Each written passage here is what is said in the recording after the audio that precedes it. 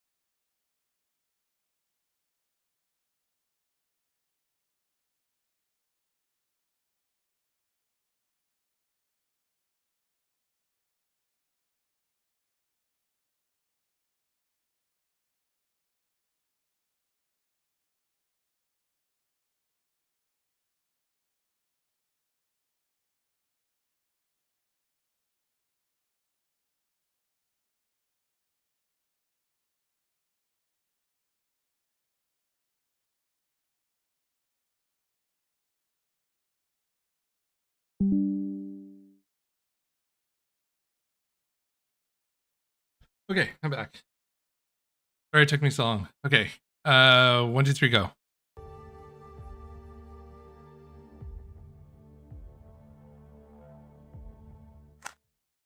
Hi, I'm Jonathan Rogers from Grinding Gear Games. Hi, Today Jonathan. we're here to showcase a new expansion for PoE 1. It's certainly been too long since we had one of these. Yes. Now we had some struggles as a studio for a little while there, but we've got our shit together and we're back in action now. Path of Exile Secrets of the Atlas is coming out 1 week from now on the 13th of June, and we're committing right now to a 4-month cycle for both PoE 1 and 2. Og. That means the next PoE 2 League will be in August, and the next PoE 1 League after that will be in October. Twitch drops are enabled on today's livestream, so you'll be able to claim your Skull of Undeath helmet skin by following the instructions below. This Skull of Undeath will track and show your total number of kills, deaths, and your KDR. Just because Path of Exile isn't a first-person shooter doesn't mean this isn't important. Proudly or shamefully, link it to your friends or in global chat to show it off. And with that, let's get to why you're here. Secrets of the Atlas. You can search 1,000 worlds and still never truly discover who you are. Trust me. I should know. But now, I seek something more tangible.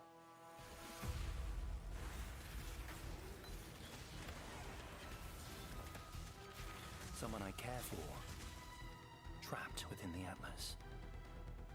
Reliving memories, made real. What have you done? Dinah's back. Grotesque, made foul. Oh. These manifestations must be destroyed. Their threads must be eradicated. I must have answers. We must find the originator. We must save my sister. Okay. Hold on. Oh, oh, oh.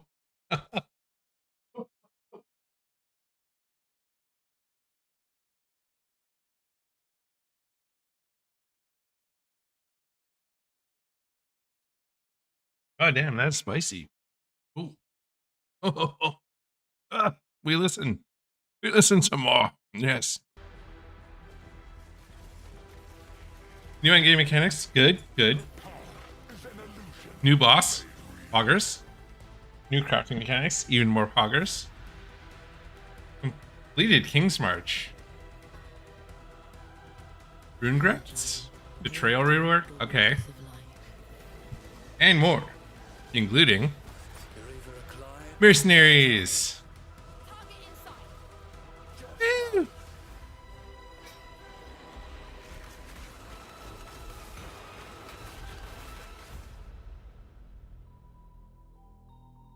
Your sanity is not promised to you here. Bueno. That's good. That's hot. Thick. Juicy. I'm Mark Roberts, game director on Hi, Mark. Path of Exile. As you just saw from the trailer, there's a lot to show you.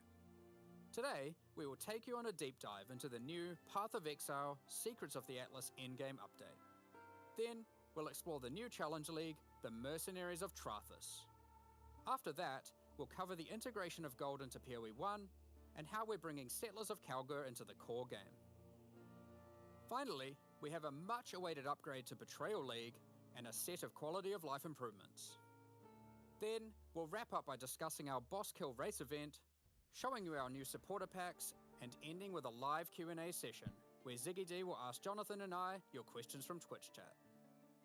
In Path of Exile Secrets of the Atlas, strange rifts have begun to appear across the Atlas.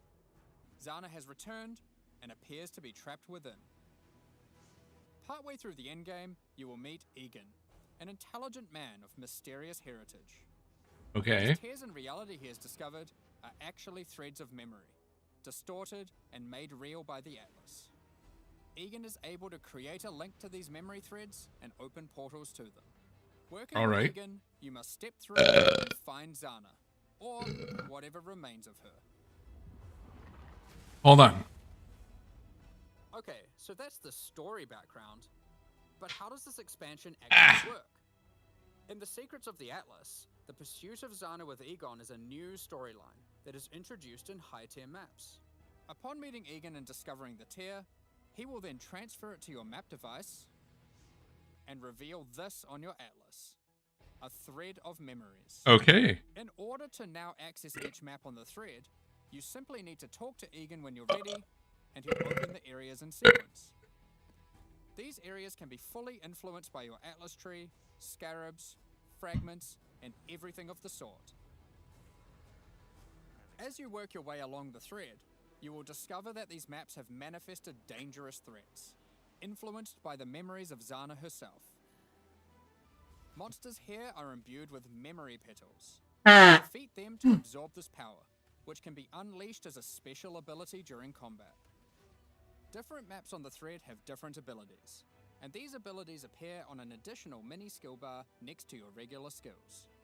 For example, Memory of Disbelief will cause all affected monsters to stop dropping equipment items, meaning they can now only drop more valuable items, like currency Really? and maps.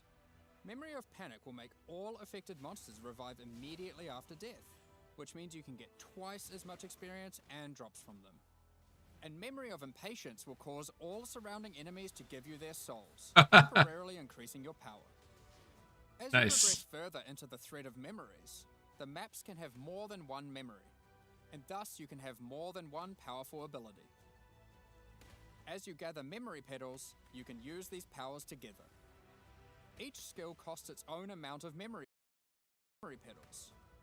So using the examples above, you can first use Memory of Impatience to become way more powerful, then use Memory of Panic to prepare them to revive when they are slain, then use Memory of Disbelief to cause them to drop better, more valuable items.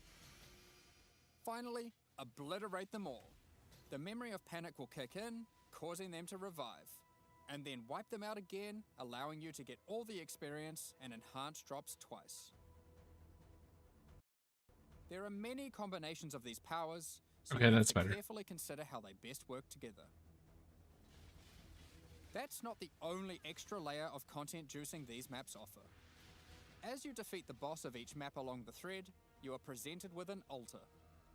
This altar will apply a modifier to all following maps in the thread, and these will stack as you go. So the deeper you Okay. delve into a memory, the more mods you will have. This, combined with the special abilities, will allow for some of the most juice maps ever run in Path of Exile. Let's take a look at some of the altar mods. You are always presented with two choices and must pick one. This mod, for example, will cause some rare monsters to be possessed by tormented spirits, where this mod makes Kerac modifiers free to craft. Both of these apply to all subsequent maps in the thread. The final map in each thread is a true challenge, with all the altar mods applying to it and guarded by a powerful boss. Each of these bosses are familiar, but dreamlike, drawn from Zana's memories and warped by the Atlas into something very different and terrifying. In this map, you will fight the pinnacle boss, Cirrus. Fueled by Zana's affectionate memories of him, his enhanced abilities can prove to be a unique challenge. Oh. If you manage to defeat Cirrus, or one of the other warped memory bosses, they will drop a map fragment, which Egon can use to delve deeper into the memory tiers. With these, you can access a set of 3 new pinnacle bosses. In this arena, the Moment of Reverence, Zana is reliving a memory of her father, Valdo, giving a passionate speech in Oriath.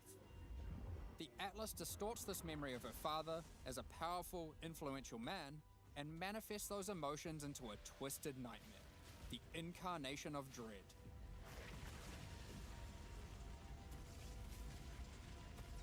Another memory created is the incarnation of neglect and the incarnation of fear. Good luck, exiles. Of course, if you are brave and strong enough to defeat them, each of these new pinnacle bosses have new unique items befitting them. If you slay the incarnation of fear, you might be lucky enough to find the Starcaller unique Abyssal Axe. We're gonna show this one because it's straight up badass. Oh. The Starcaller Axe is a weapon that can harness the power of the stars themselves to deal immense damage. What makes it shine, however, is that on melee crit, it casts Starfall, a new skill. With the right build, you can carpet entire areas and wipe out screens of enemies as you rain down the elements upon them. Another item you may find, and this one is my favorite, is the Wine of the Prophet unique flask. It consumes a lot of charges, but every time you use it, you draw a random divination card. This card appears above you and correlates to a powerful buff. If you draw the Escape card, you'll gain increased movement speed. Or maybe you'll draw the Doctor, which will cause you to gain the modifiers of slain rares you kill. Effectively, that's pretty crazy. You can think of this unique as being many other uniques all in one. There are many, many cards to draw, each with varying degrees of power to grant. Okay, but let's get back to the Atlas. After defeating all 3 new Pinnacle bosses, you'll be able to find new memory-influenced Tier 16 maps. These maps come with the previously mentioned special abilities and monsters infused with memory petals, but can also roll the same modifiers typically found on Tier 17 maps, making them far more rewarding. With all these new memory maps comes a new item mechanic. Items in these maps can drop with memory strands, and will have a random amount up to 100. Okay. This does a few things. When you identify the item, it will increase the tiers of modifiers your item has. Generally speaking, the more memory strands, the better the item will be. On top of this, whenever you're crafting that item using currency orbs to replace or add modifiers, such as alterations, chaos, and so forth, it will consume some memory strands to make the crafted mods more powerful. The new Pinnacle bosses also drop new crafting currencies, which can be used to manipulate the amount of memory strands on an item. The Orb of Remembrance will let you add memory strands to any normal equipment. So if you have your perfect base to craft on, and it doesn't already have memory strands, you can add some before crafting it. The Orb of Unraveling will consume all remaining memory strands on an item to randomly upgrade its mod tiers. This orb's effectiveness is based on the number of memory strands it consumes. The Orb of Intention can be used on memory influence maps to reduce item drops, but improve the chance to find items with memory strands. In the process of adding these new currency items, we realized something was missing. The Shaper and the Elder did not have their own Exalted Orbs.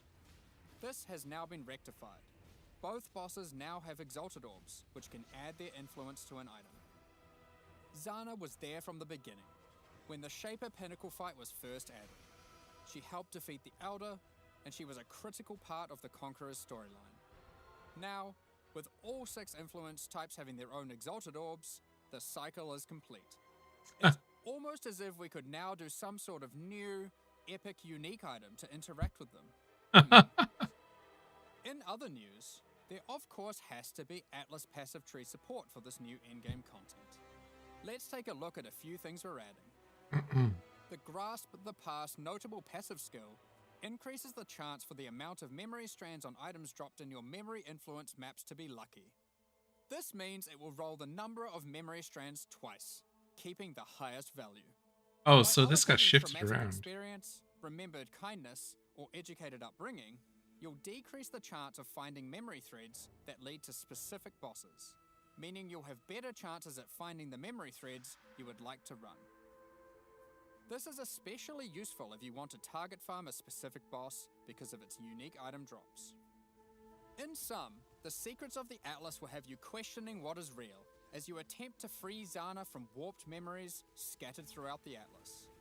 You'll fight new Guardian and Pinnacle bosses tormenting her. I see a melee guy. Crazy new Pinnacle uniques, combine and unleash memory petals with Spectral Throw for some reason. Juice maps to new heights and craft powerful new items. While we were showing all the juicy rewards from the new in-game system, you might have noticed that a lot of gold was dropping. Let's talk about that.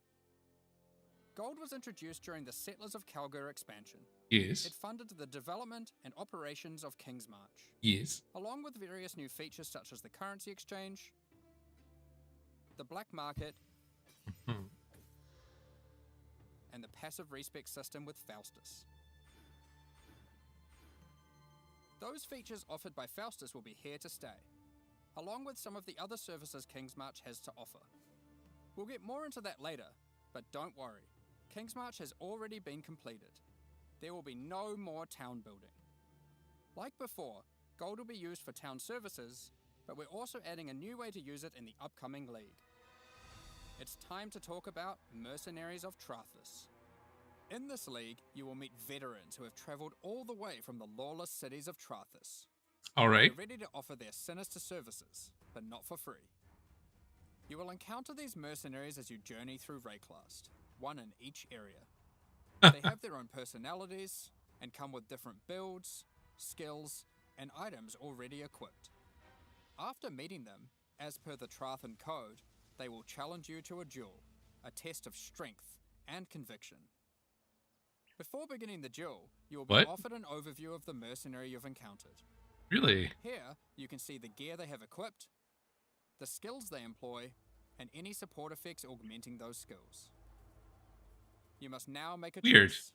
You can hire their services, take one of their items, or exile them. If you choose to hire them, for a gold cost, they will accompany you as a skilled combatant to assist you in fighting monsters throughout Rayclast.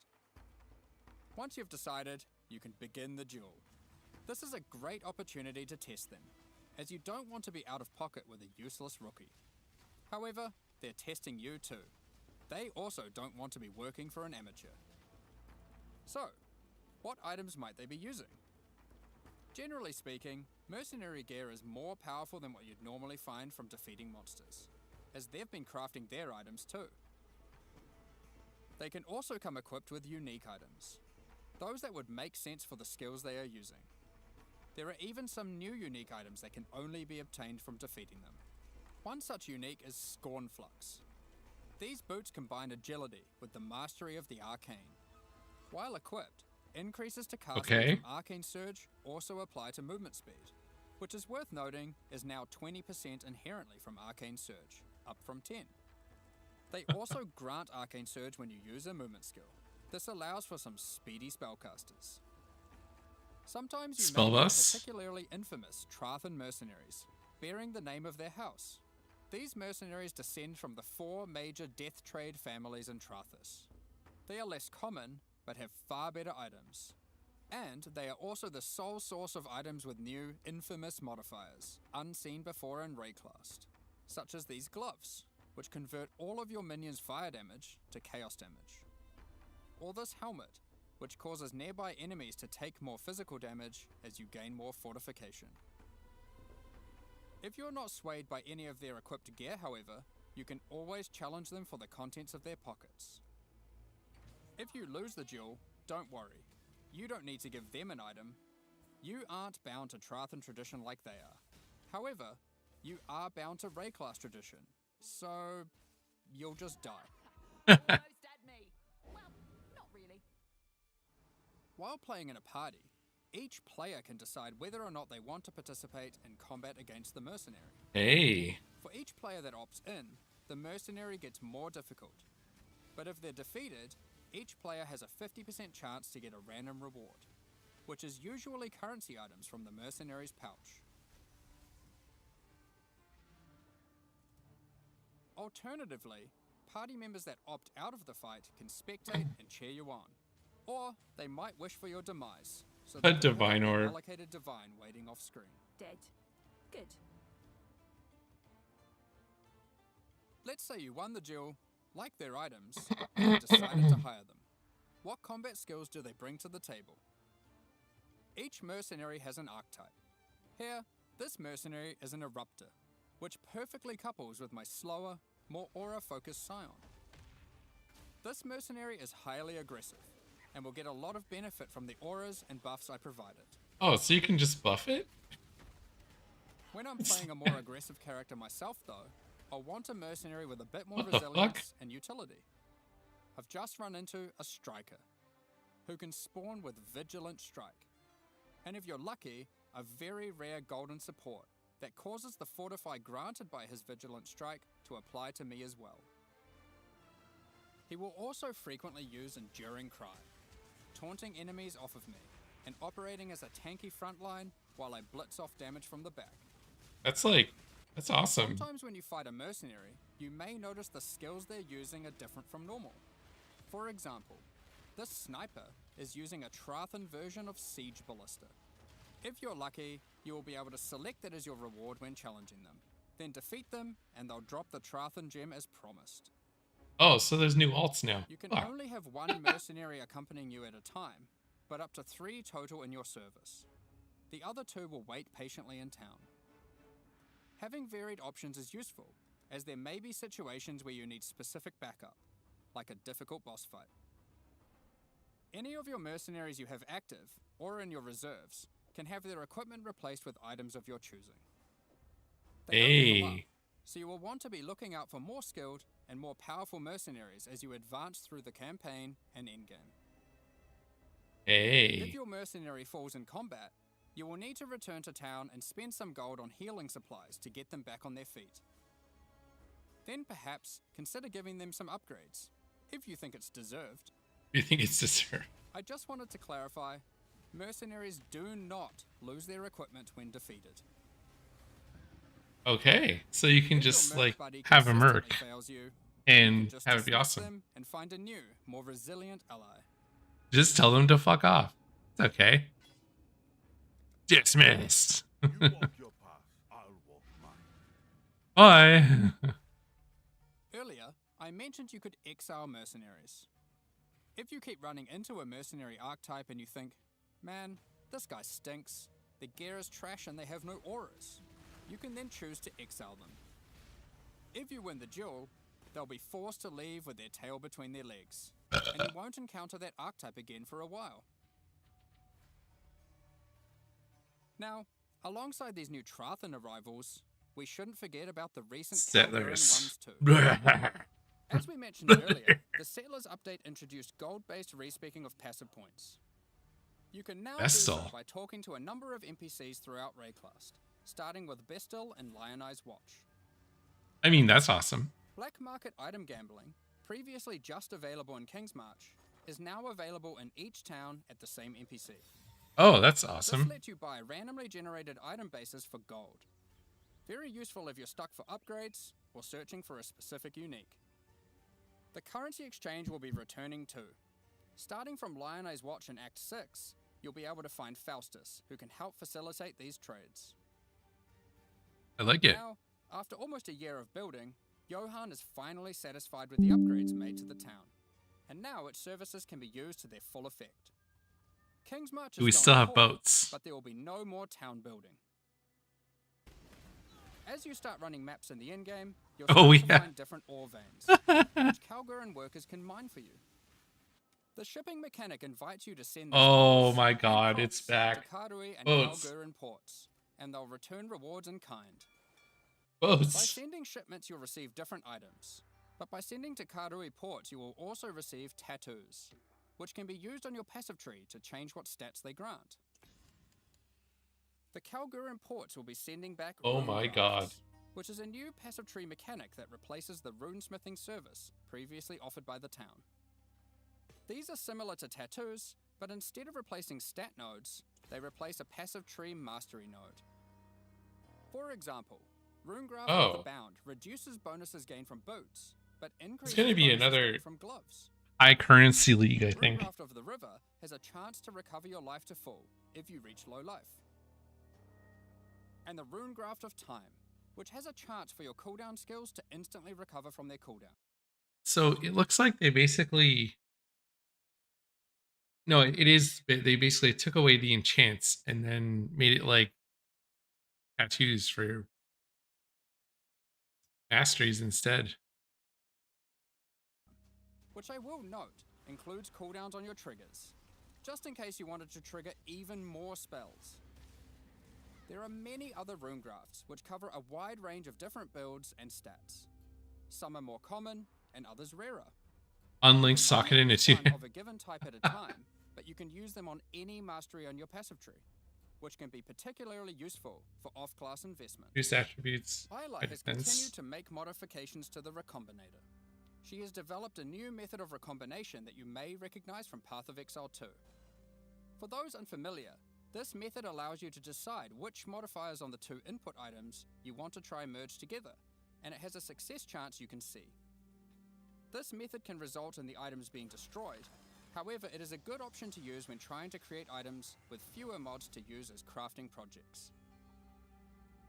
Given the existing recombinating mechanic was very powerful for top-end crafting, we didn't want to remove it. We have kept it, and you can now choose to use it the old way or the new way. By letting fate decide, it will combine the two items randomly. There is no risk of destroying either item, but it will be less predictable. Huh. It's just a toggle. As Settlers is now a core mechanic, we've also added Atlas passive tree support.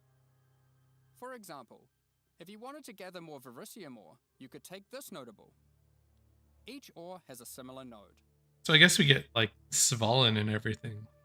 Refiner's Bargain converts items dropped by possessed monsters into thaumaturgic dust, sulfite into random ores, and life force into random crops. We've also added a set of Kalguran Scarabs, so you can add more ore deposits, increase the rarity of monsters that guard ore deposits to at least magic, Hey. or gather smelted bars from ore you mark instead of ores. To sum it all up, Kingsmarch is now a thriving town where you can employ a swath of workers to collect resources, refine ores, craft items, and run maps for you. Send shipments of resources in exchange for tattoos and rune grafts. Oh, Using the those to modify your passive tree to an extent never seen before. boats are gonna be Following on from that, we've nuts. also made a substantial rework to another important mechanic, Betrayal. Betrayal. As a refresher, and to explain to new players, let's briefly explain what Betrayal is. Betrayal is a mechanic introduced in Act 9 and tells the story of Jun Ortoi and her investigation of the Immortal Syndicate. This is a mysterious group of exiles who can seemingly come back from death. You must help Jun to uncover their leader, the Syndicate Mastermind. The Immortal Syndicate is organized into 4 divisions: Transportation, Fortification, Research, and Intervention. As you encounter the Immortal Syndicate members, you'll gain intelligence for each of these divisions to discover the location of their leaders, tracking them to their safe houses. Defeating the division leaders at their safe houses will reward you with intelligence on the Syndicate Mastermind. In your journey to track down the Syndicate leader, you'll manipulate the members of the Immortal Syndicate to change divisions, form friendships and rivalries, and even banish them from the Syndicate for a time. Historically, after encountering and defeating the Syndicate Mastermind, the state of the Immortal Syndicate would reset, requiring you to start from the beginning of the investigation again. This has always been a difficult decision for players and can often feel bad. Do you fight the Mastermind for a chance at the special loot, or keep farming the safe houses that you've spent so long setting up? Well, in the Secrets of the Atlas expansion, we've split out the Mastermind to be completely separate from the core mechanic. The boss is now accessible through a new fragment that has a chance to drop from the safe house leaders at high levels. Okay. The Mastermind no longer resets the state of the Immortal Syndicate. You can now build your Betrayal board to your liking, optimize it, do Mastermind fights, and reap the rewards without having to lose all your progress every time. The boss fight itself has also been improved, now with significantly fewer immunity phases and new rewards. That's By the way, pretty cool. if you're a new player to Path of Exile 1, don't worry about all this detail. This content is optional, and you can discover and engage with it at your own pace. The Mastermind still has a chance to drop a Veiled Orb, now renamed to Veiled Exalted Orb. Veiled Chaos Orbs are being re-added to other safe house leaders. In addition, the Mastermind now drops the new All Flame Embers. All Flame Embers are map fragments that replace the in-game maps with different types of special monsters. These packs have unusual properties, All Flame compositions, or Survival. rewards. Oh my For god. example, you might use the All Flame Ember of Kulamak. Oh Places boy. packs with syndicate monsters and their leaders. Are my captions who on? arrive after the Hello? madness has been slain. Did they die? This might at first sound annoying due to backtracking. What the fuck? Monsters when revived are far more intense and rewarding. Oh my god. It is our intention with All Flames to provide many different types that combine with other mechanics, multiplying with your existing modifiers in new and interesting ways. Oh, we gotta do something good. Another good example of this is the All Flame Ember of Propagation. When slain, special rare monsters added by this All Flame here will spread their modifiers to other rare monsters in the map. This can be useful when trying to create singular, very powerful, and very rewarding monsters. Something akin to meat sacks, which are making a reinvented comeback with this update too. Another is the All Flame Ember of Resplendent, There's which adds monsters that drop no items. gonna be some When you huge slay meat. them, you get buff stacks of increased quantity and rarity to enhance the drops of all other monsters. All Flame Embers can be placed in your map device like scarabs, and used in conjunction with scarabs to further customize your maps. We're looking forward to seeing which combinations players find to enhance their maps. Perhaps you'll use all scarabs, all flames, or maybe mix and match. It's up to you. The Mastermind's unique items have also been improved. The veiled modifiers generated on these items are now from a custom pool exclusive to those uniques. Bitterbind Point, for example, can now have various Spectre-specific outcomes, such as +1 additional Spectre. Aside from improved rewards from the Mastermind, all the Safe House rewards have also been rebalanced. We've done a pass on the crafting sprees at the end of many safe houses. For those who aren't aware how these crafting sprees work, well, it's simple. There's a crafting bench with an item in it and a bunch of currency. There's a limited amount of time, and your only objective is to craft the best item possible before the time ends. One of the problems that the crafting sprees have is that they often require you to have specific items on hand in order to best maximize your result. But how are you supposed to know that beforehand? In order to solve this, most of the crafting sprees now offer pre-generated items. This has also allowed us to add much more powerful crafting options in each spree. Let's take a look at a few Oh, examples. beachhead. In this spree, a randomly generated amulet or ring. Oh, you can missed it. for you. Oh, that's Test your crafting crazy. Skill or luck with this reflecting mist crafting spree, and see if you can create something worthy of Kalandra's praise.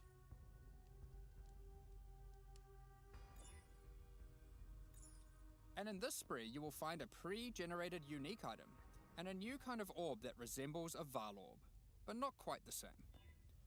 Normally, you can only corrupt an item once, but uniques in this spree can be corrupted and re-corrupted as many times as there are orbs.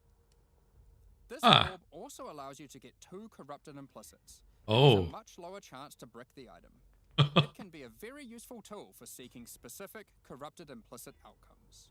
Of course, if you push your luck, you can still ruin the item. There are also crafting sprees where you still need to provide an item, but those items are generally more accessible and it occurs less frequently.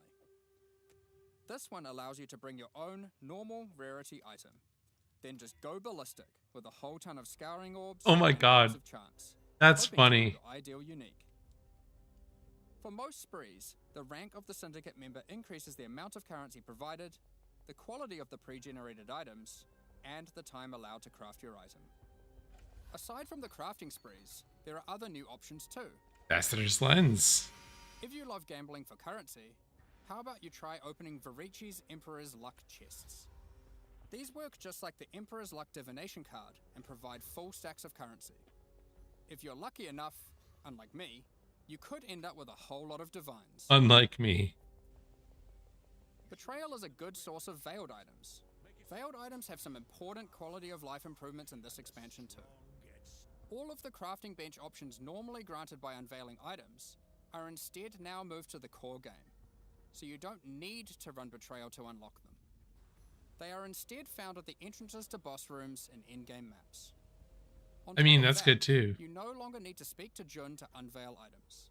You can just right-click them, or the equivalent on Gamepad, and select which veiled modifier you want to unveil. Overall, Betrayal is now much more streamlined and more rewarding.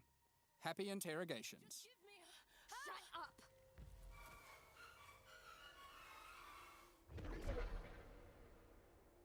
Now, before we get into our quality Character of life, balance. let's quickly talk about some character balance. We will be doing our regular character balance changes, where we are bringing outliers in line to help evolve the meta, but we are also focusing our attention on buffing some specific things. Is it This includes spellcasters? Spellcasting supports that specifically enhance self-casting builds, Yeah. channeled spells, adding new options to the Guardian, Berserker, Elementalist, Saboteur, and Champion Ascendancy classes, Hey. which include some favorites from some of the alternate classes from Legacy of Freesia, and buffing a whole bunch of transfigured gems that never really hit the mark. Combined with the new endgame crafting, improved betrayal crafting options, rune graphs for your passive tree, new pinnacle unique items, Goddamn. new modifiers and Trathan gems from the mercenaries, and of course the mercenaries themselves to act as an extension to your character, it's safe to say there's a lot of new character options and builds to think about.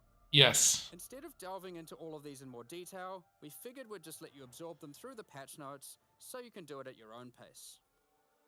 In the Secrets of the Atlas expansion, we've also added a lot of the quality of Holy. life features that we know you've all been asking for. A lot of these have already been posted, but let's take a look now in case you missed any.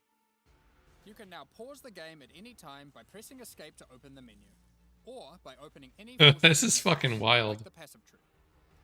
You'll also be paused if any lag is detected or if you disconnect.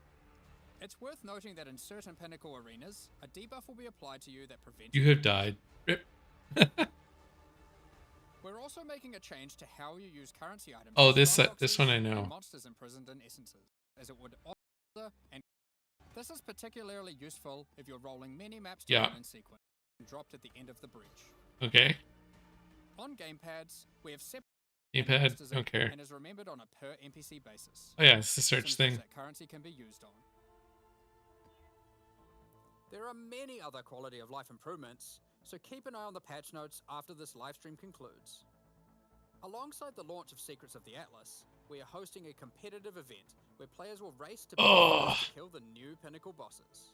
Goddamn, this The is event will sexy. take place in the hardcore, solo self-found Mercenaries of Trathus League. We have some interesting prizes in store for the winners. Keep an eye on the news in the lead up to launch for more details about how the event will work and what its prizes are. Next up, we're going to be talking about our Supporter newly released perks. supporter packs. What you got? Today, we're launching 2 new series of supporter packs. What you got? The Frisian Magistrate and Crypt Keeper packs. Each tier contains the pack's full face value in points, alongside several exclusive microtransactions. Several. As always, the microtransactions in these packs are purely cosmetic and do not affect your character's power or progression in any way. The Frisian Magistrate series of supporter packs contains Hey, that's 6 nice. exclusive microtransactions. The Frisian Magistrate character effect will bind your character in thorny vines and roses. You can select which parts of the character you want to have covered. Either your entire body, your lower body, or your upper body. As you approach waypoints, it will emit leaves and golden petals towards it. When activating the waypoint, it will create a burst around you. Envelop your weapon Neat. in thorny vines and golden flora with the Frisian Magistrate weapon effect. Your weapon will also create a trail to match as you swing, and even comes with its own hit effect when slaying enemies. You are the law while wearing the armor of the powerful Frisian Grand Magistrate. That's crazy. The Spider Blossom pet activates its defense mechanism, disguising it as an elegant flower when near rare or unique enemies. The Frisian Imperial Magistrate back attachment comes in 2 forms. Equip either the Tombstone variant, which will leave tombstones in your honor when you meet your demise, or equip the Cape variant to cause the corpses of slain enemies to become enveloped in rose-thorn vines and blossom with golden flowers. Tombstone. Keep track of how well, or poorly, your ultimatums with the Trial Master have gone with the Trials of Chaos hideout decoration. It will keep track of the total number of waves completed, the total number of ultimatums succeeded, or even failed. On top of that, it will track the total number of times you've defeated the Trial Master himself. The Crypt Keeper Pack series also contains 6 Oh. exclusive microchips. Oh, that's sexy. The God Crypt damn. Keeper finisher effect, death itself will tear through into the realm of the living and steal the soul of slain unique enemies. The Crypt Keeper portal effect creates a gateway for lost souls to pass through. That's insane. I like this. Become the true master of the undead by wearing the hallowed Crypt Keeper armor set. It comes with a more armored helmet variant and a creepy mask with a spectral hood. Looking to have some fun during idle time in your hideout? The Burrowing Bramble Bash hideout decoration will test your reaction speed, as you try to break as many Devourer heads as possible in the shortest time. It also comes with a scoreboard, so you can try to set new records to show off to your friends or just visitors coming to trade. Equip yourself with the Ghostly Dead as you ride the line between the living and the dead with the Sacred Crypt Keeper back attachment. The Sacred Archives map device resembles a magical library with the works of scholars that come to life when you open That it. map device, though. This map Oh. device tracks how many of each core league you've completed in in-game maps. Oh. These packs are now available for purchase on both PC and console, and will remain so during Path of Exile Mercenaries of Trathus. Additionally, any microtransactions from the supporter packs will be made available for use in Path of Exile 2. Meanwhile, the Paladin and Penance packs leave the store forever at the launch of the Mercenaries of Trathus League. So now You know, that's there are fine. ways to It's been a purchase. year. Additionally, the Dawn of the Hunt mystery box will be made available for Path of Exile 1. If you have already unlocked Damn. microtransactions from this box in Path of Exile 2, you will of course immediately have access to them in Path of Exile 1. Thank you so much for your ongoing support. We're just about to start the Q&A with Ziggy D. Afterwards, we'll post the full patch notes for Path of Exile, Secrets of the Atlas. With release at the end of next week, our community team will be posting crucial information you'll need to Yes, release. yes, Keep yes. an eye on the news. Thanks for joining us today and checking out our latest developments. You're welcome, Look forward Mark. to dueling mercenaries, fighting new pinnacle bosses in the endgame, and exploring the new crafting systems and character builds next week. We'll begin the Q&A shortly, so please get your questions ready.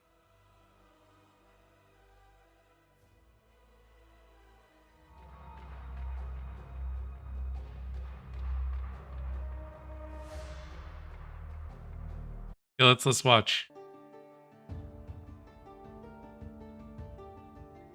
Wait, it's an hour? You know what? Let's just go to patch notes.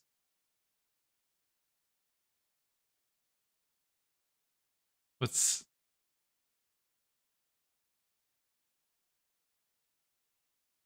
Oh. Fine.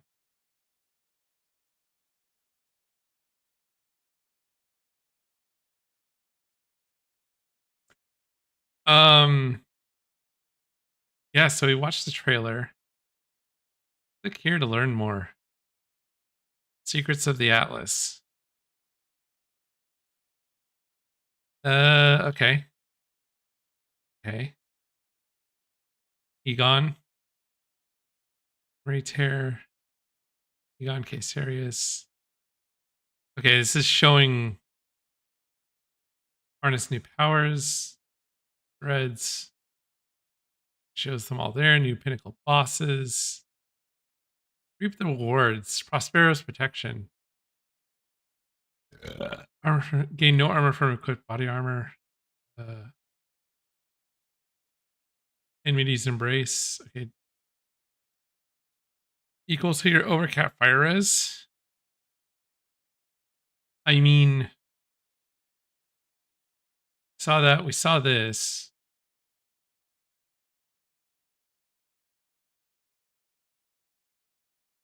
The mercs respect. Yeah, we saw that.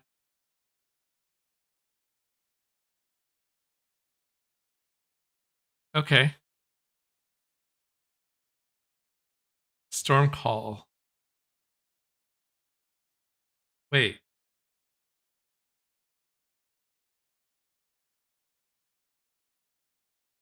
Modifiers to spell damage, apply to the skill's damage over time effect, plus 0.6 meter radius.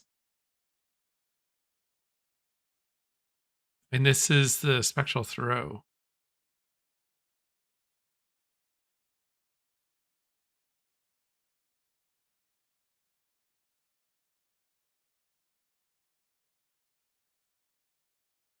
$35 added fizz per 15 armor or evasion rating on shields. 23 additional projectiles.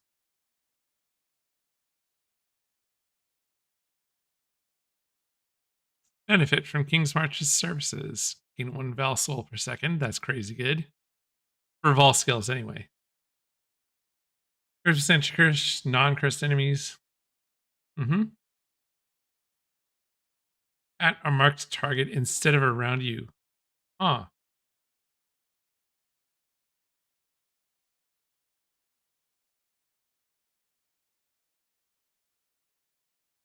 This is gonna make shit easier.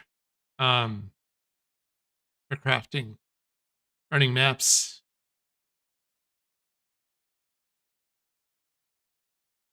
Hot diggity.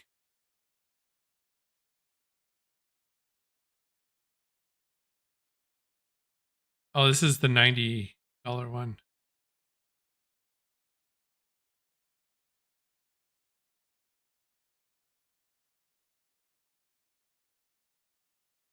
Back to main site. Forum.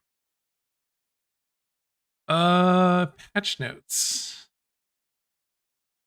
Okay, this is.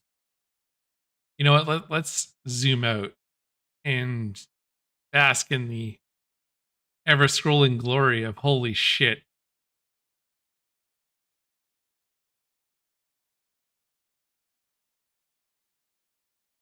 What's this? 30%? Okay.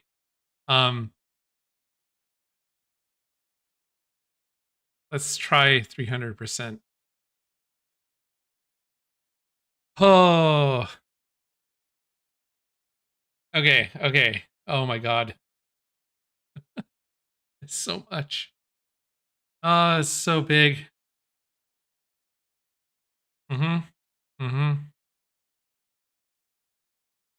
Yeah, we saw this. 40 challenges. Watcher's Wrath. Armor set when you complete 12, 20, 28, and 36. Challenges and mercenaries are 2, 4, 6. Oh, okay.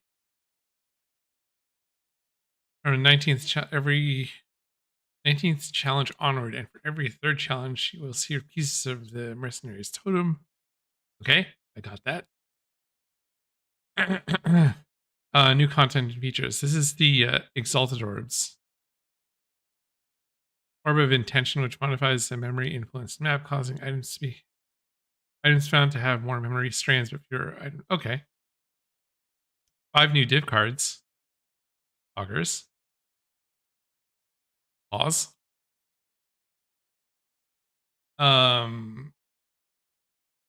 Shit.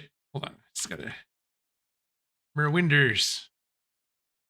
Windows. Okay. Boop. Good. Lag protection.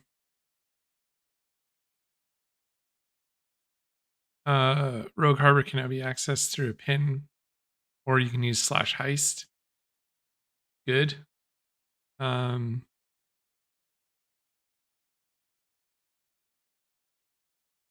Oh, that's good because that it used to lag a lot. Now cancel unaccepted invitations. That's good.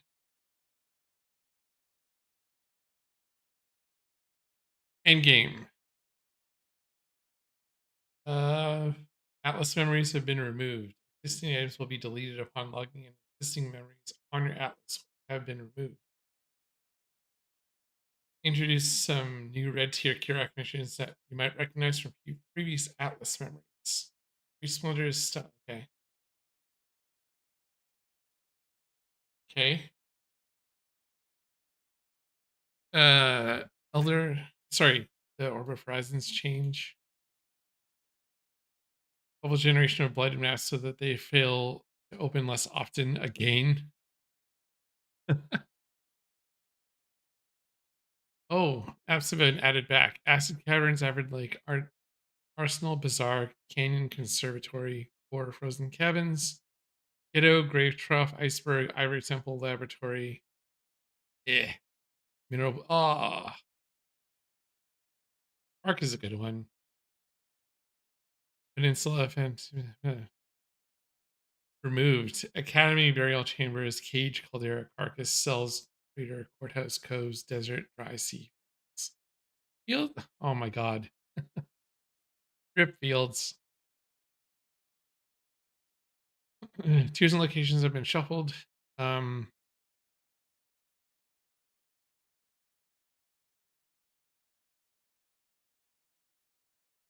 Most maps are now initially found at different tiers. Some map classes required to have changed as a result of these atlas changes. Okay. That's fine.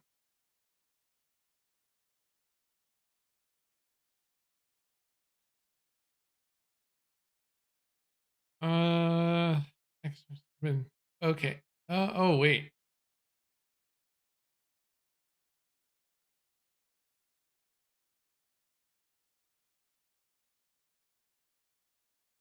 Atlas passes that provide additional chance for maps to contain a master or extra content that can be turned off through Atlas passes now also cause scarabs in your maps to have increased chance scarabs of that type of extra content. Oh, okay. So you don't have to additionally spec.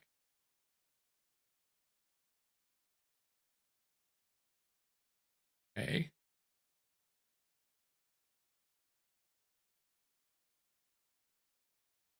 Oh, equal to 2 times their rank. 2 Atlas memory clusters to the passer tree, including the following notable skills. Okay. So you can basically select which one you're going to.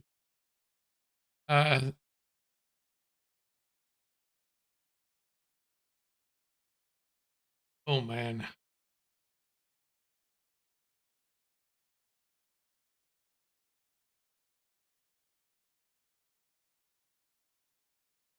Hot damn.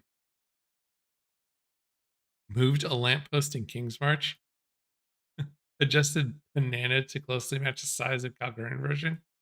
What? 5 job rankings for King's Mark, which was previously 10. Okay.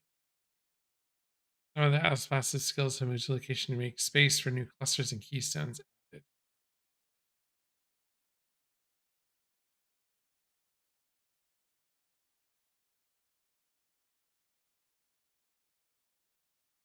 Those two are hilarious.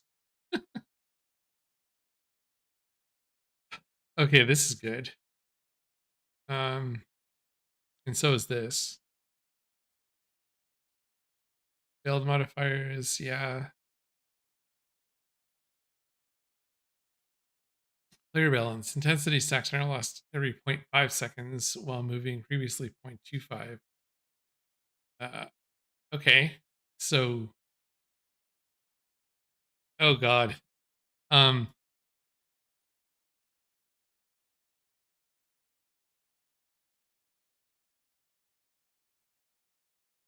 Projectiles now deal 60% less damage with hits and ailments, previously 50.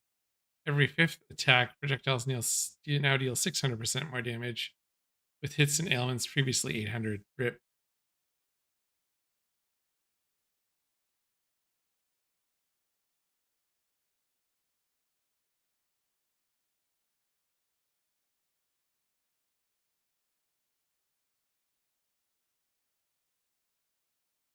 Okay, so let's just quickly now retain their items when they die. However, your enemy guarded dies, you cannot summon an enemy guarded again in that area unless that area is hideout.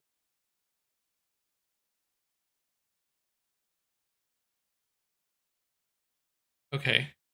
So they don't get deleted, so it means AG is a little better.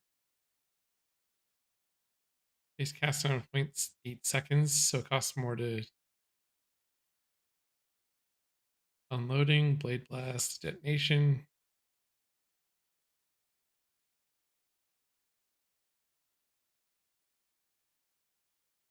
$147 to $220 effectiveness base damage. Flurry, I'm mostly just gonna like scroll past a lot of these and then just figure out the gems later. Zenith got nerfed for sure. I never really expected it to stay that way.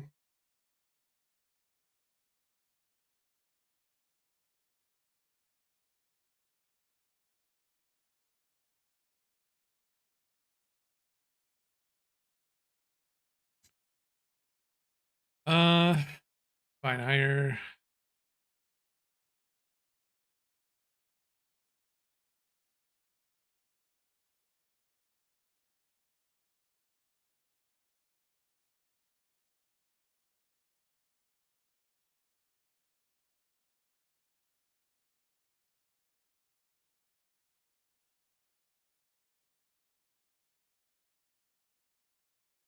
Uh 410%.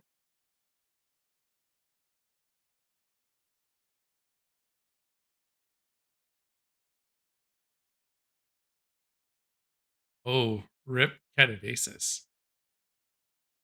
Ooh.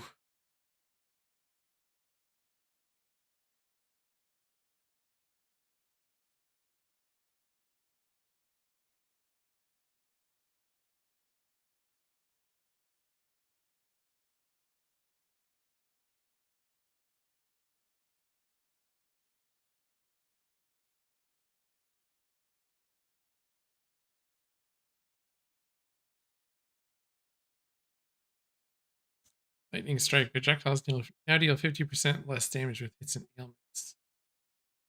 Lightning strike of arcing project. Hold on.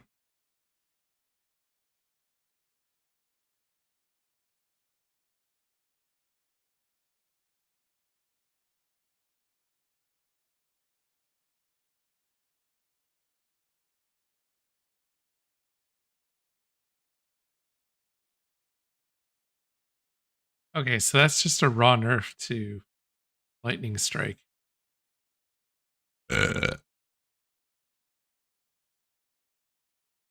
That's yeah, that's rip.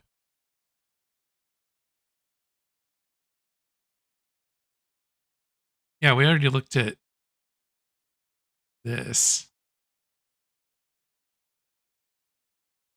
Previously 800. But like at a level 20 gem, it was 1,000 for. I guess it's the like level 1 version or something. I don't know. Because that number seems incorrect.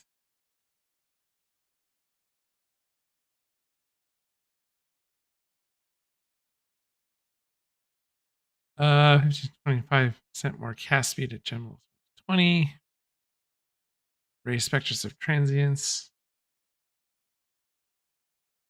Scorching ray, spell slinger. Okay, less mana reservation. Okay. Chaos Golem.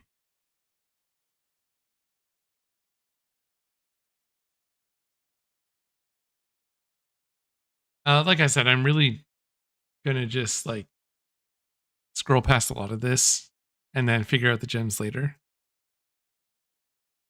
Hold on.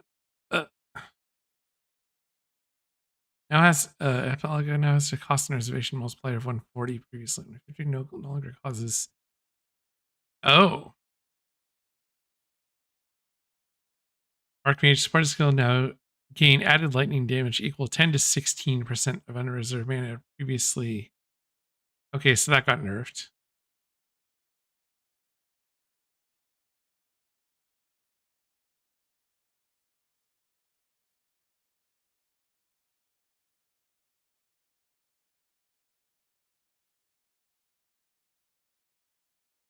Berserker, Defy Pain Ascendancy passive skill has been reworked. It now causes you to gain Defiance for 10 seconds on losing life to enemy hit no more than once every 0.3 seconds. Also causes you to gain 3% of missing unreserved life before being hit by an enemy per Defiance. and causes you to lose all defiance when you reach 10 defiance. So once you reach max stats, just falls. Blitz's Ascendancy has been replaced with a new notable Gore Dancer, which grants 30% of your life leech. Is instant. Requires Aspect of Carnage. That's pretty crazy. 30% of life leech is instant. Flawless Savagery has new notable Ancestral Fury, which causes your strike skills to also target the previous location they were used. Huh.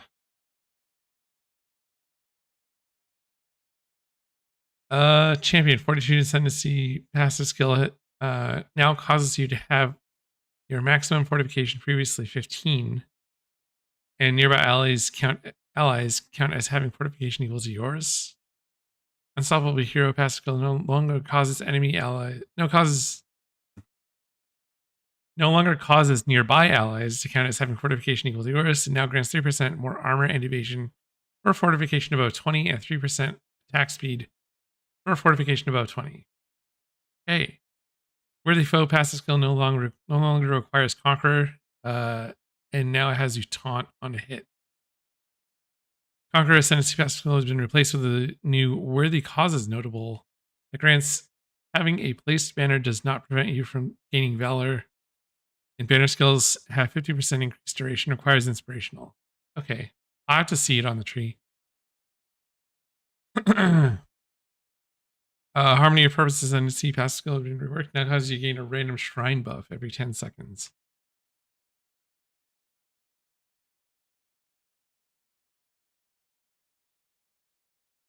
By Pain.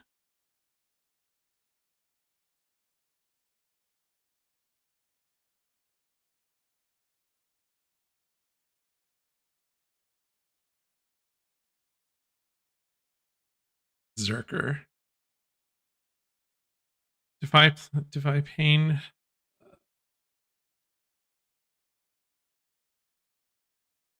Oh. Okay. Blitz Ascendance has been replaced with notable.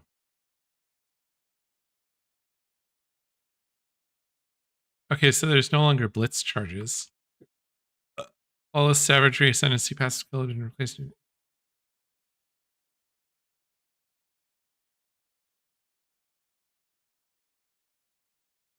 Oh.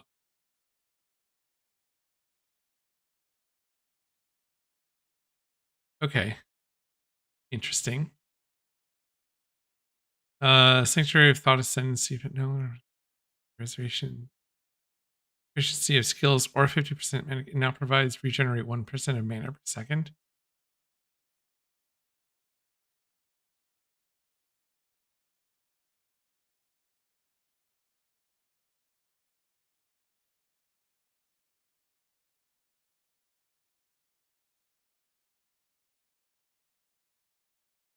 That seems bad. Oh, AoE. Huh.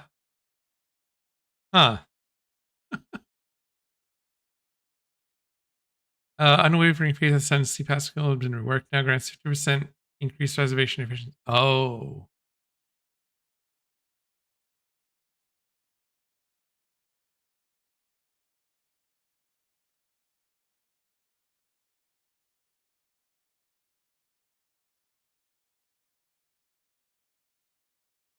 Where is it?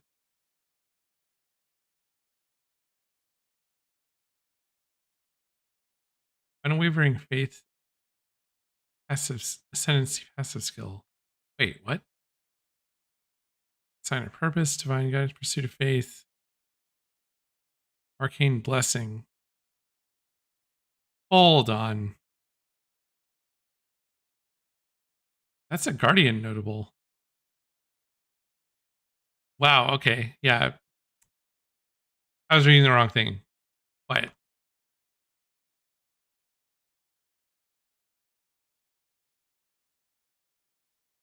Time of Need, Radiant Faith, Harmony of Purpose.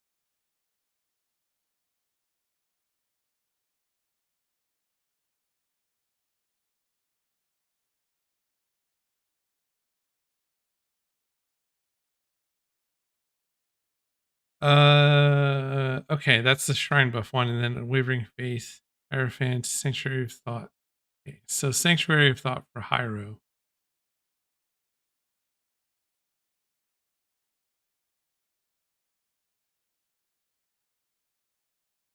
Okay.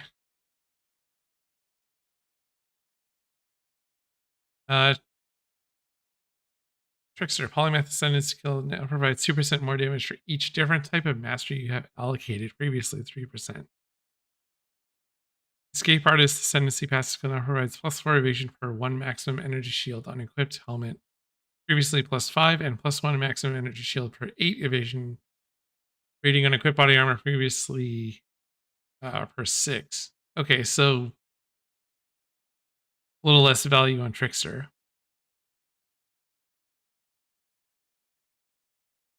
Elementalist, Shaper of Storms, Ascendancy passive now no longer has 25% more effective lightning ailments you inflict hits. If the highest damage type is lightning, it now has shocks from your hits always increase damage taken by at least 25%. Okay, that's good. Shaper of Winter no longer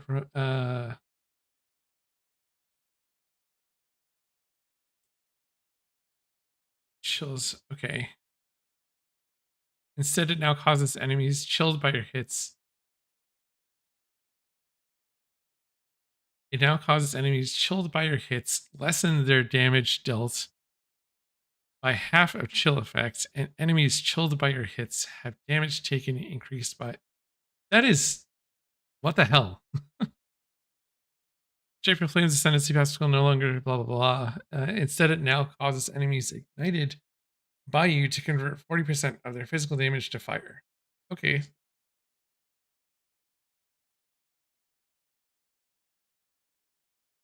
Leech of the Primordial Ascendancy passive skill now grants +2 maximum number of summon golems. Previously 1, and grants summon golems are immune to elemental damage. Oh.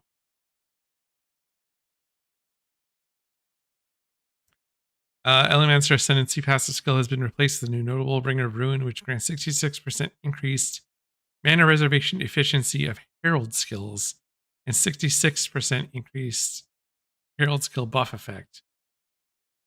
No longer requires Liege of the Primordial. Really? What? Which? Elementalist. Elemancer.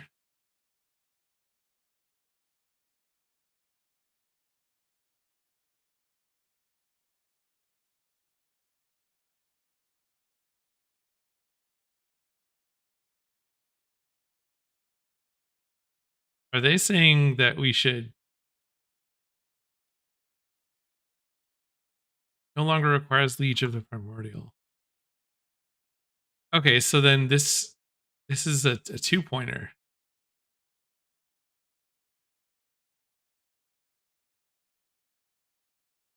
That's what they're saying, right? So like this would be its own thing.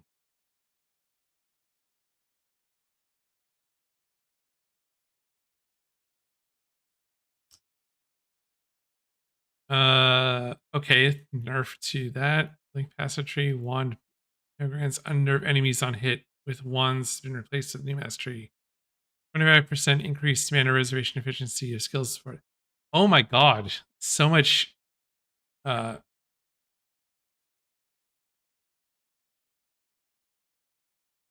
so there's still more. Casters and cold damage.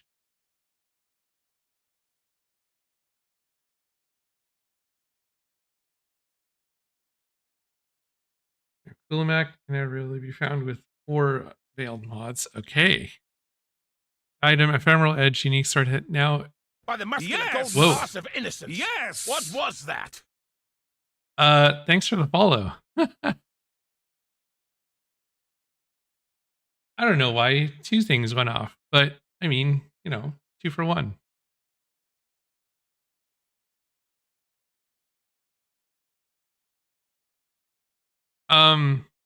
Anyway, where were we?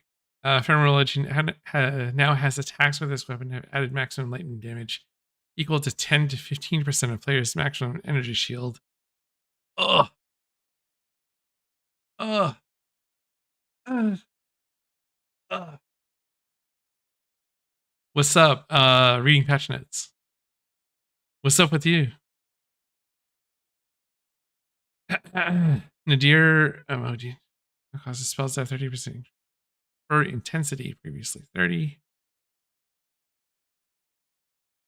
Okay. Consucker body armor triggered offering skills can now be triggered in set order.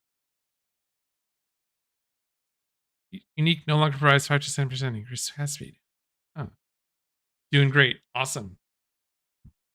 You know what's awesome? I'm going to get some water.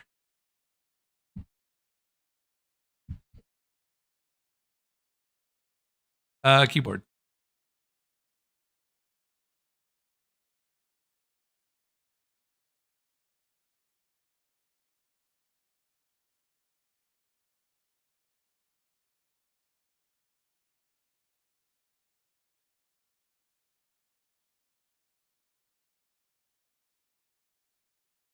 It's been 8 years on keyboard. I'm going to keep going.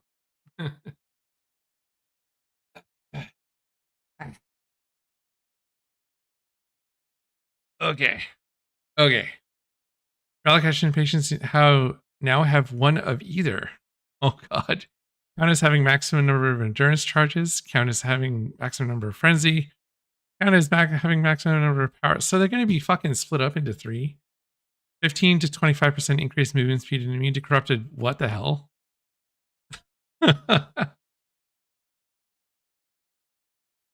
Okay. So they got worse, but they also got better. Because there's 3 types. So instead of every charge, they give you 1, but they're giving back move speed and CB immunity.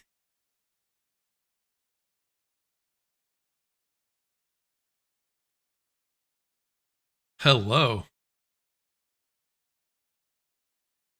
Oh, there's still more. Divination Scare of a Planet now causes an area to contain 3 additional packs of Divination touched magic monsters that have 1,000% increased chance. Drop Divination's card previously 800. Favorite class? Oh, that's a tough one. In Settlers, I played Molten Strike of the Zenith, so like that was fun. But I've played I don't know. I'll have to think about that one. I will have to think about that one.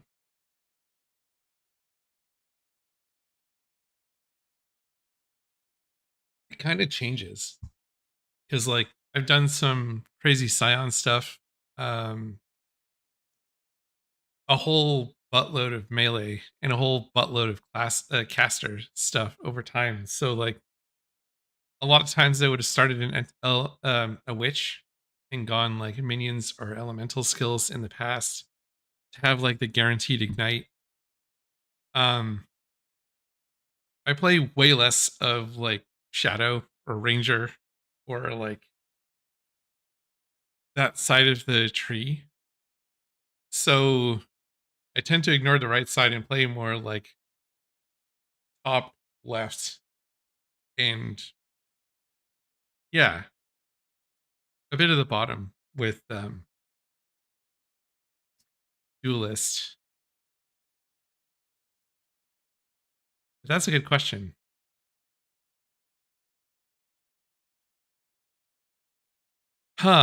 Anyway, let's keep going. And if I have a different answer, I'll come back to that one.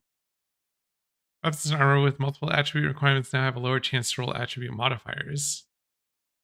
Life and mana leech modifiers on equipped items and jewels now roll as suffixes instead of prefixes.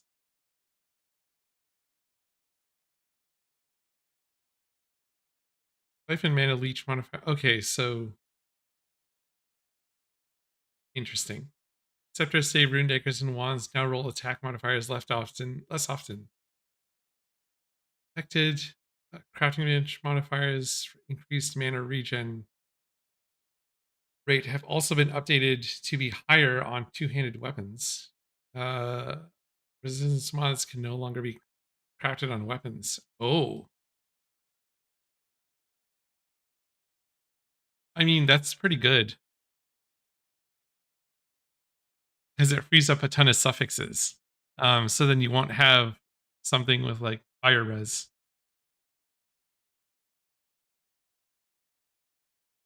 I like that.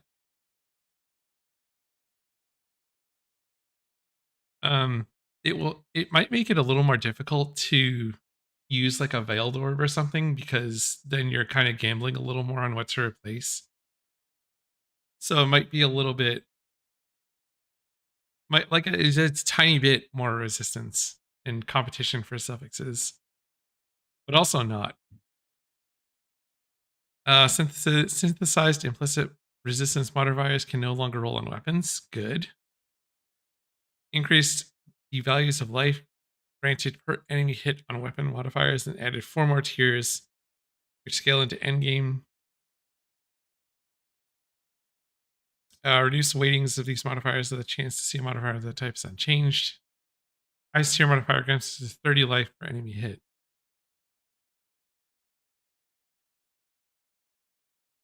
What is this cool thing? Explain.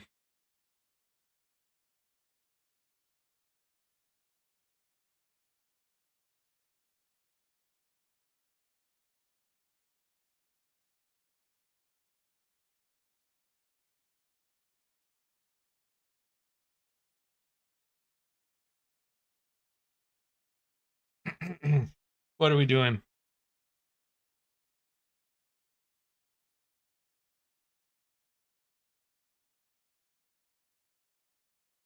If you want to do something, it's entirely up to you.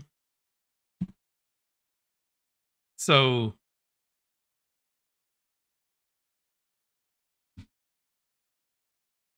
what do we got?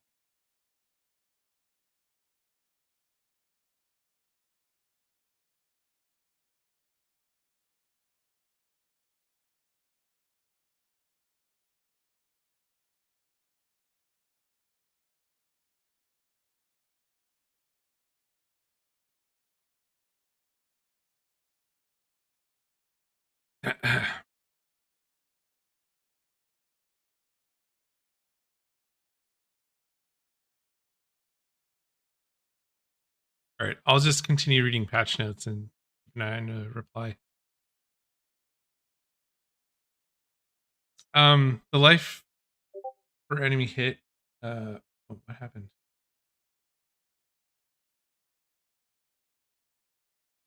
UE2 news. Oh, nice. 021.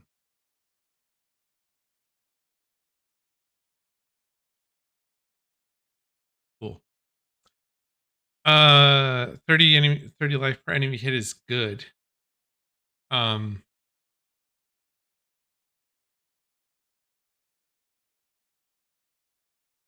Increase the values life granted per enemy killed on weapon, jewelry, gloves, and quivers modifier to add 3 more tiers.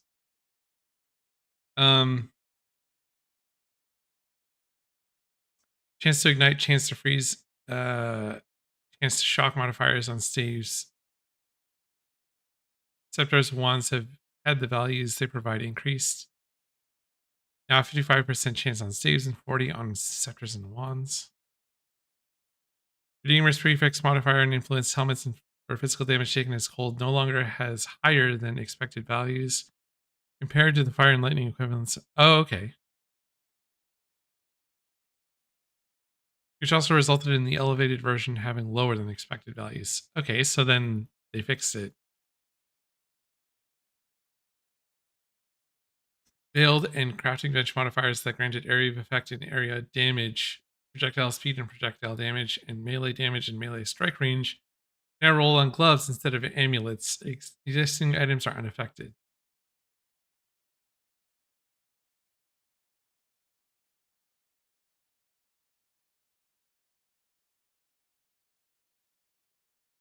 Hybrid added elemental damage, veiled, and crafting bench modifiers can now roll on amulets in addition to rings, shields, and quivers.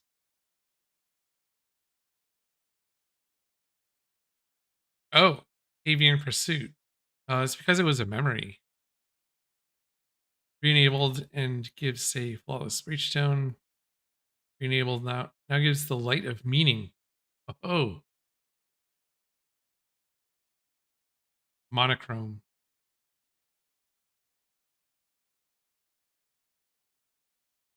Somebody's vow has been re-enabled and now rolls corrupted tabula rasa with 2 implicit mods. Nice. Squandered prosperity card now re-enabled and now was the corrupted light of meaning. Very cool. Underground Forest Divination card has been re-enabled and now was 10 Grand Eldritch Acres.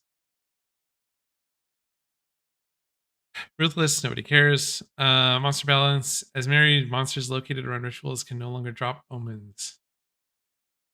Okay.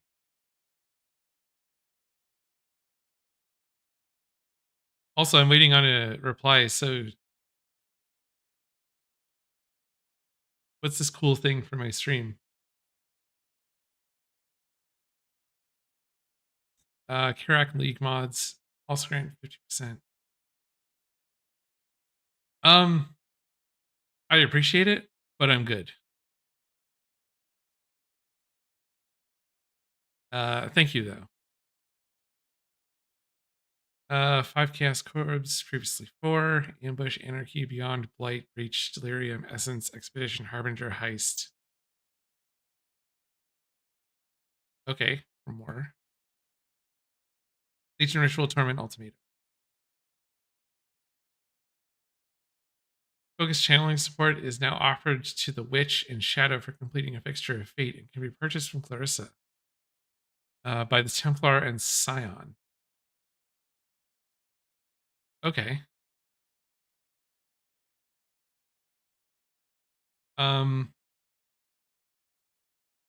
UI changes. Now has small 4x5 rucksack. Control click options on crafting bench interface to apply the craft without having to click craft. Hey.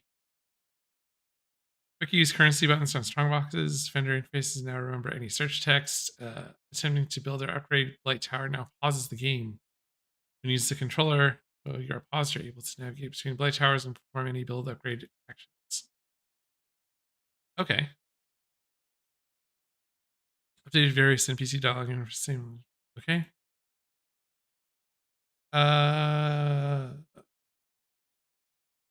Will now attempts to trigger each action in order until one succeeds rather than only attempting the first action. Okay.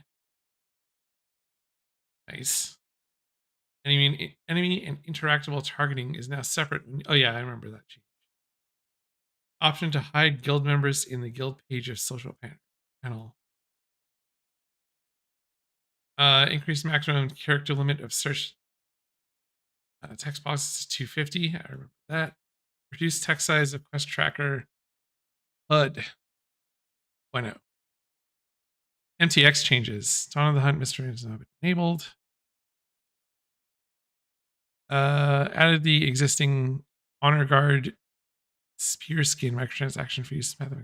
Okay. 1 second cooldown to Azerite, Ulceration, Elder Scouring, and Brandis Alchemy microtransactions. Okay.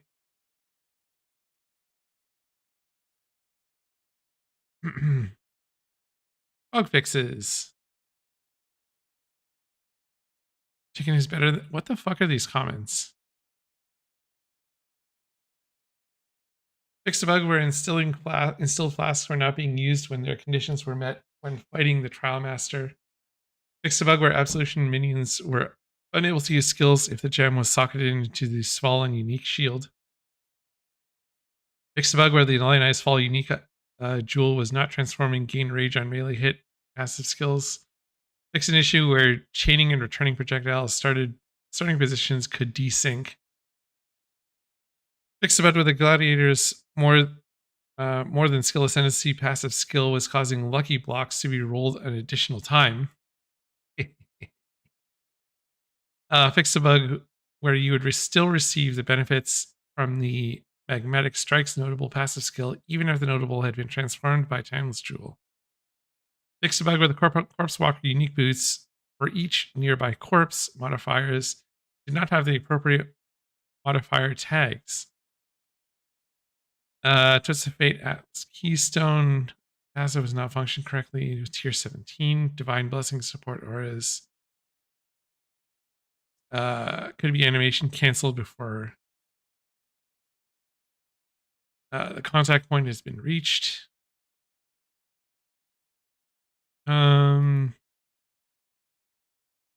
Look at the pack unique one could be scaled. Okay.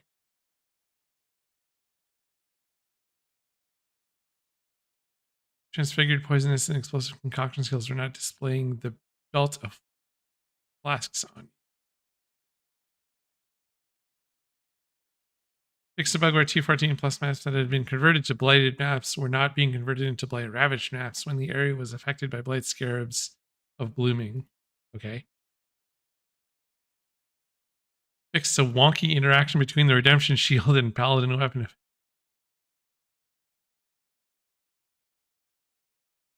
Two instance crashes. Mac OS, nobody cares. Fall Arctic armor would occur with flask and gems tabs. Expect with the eyes.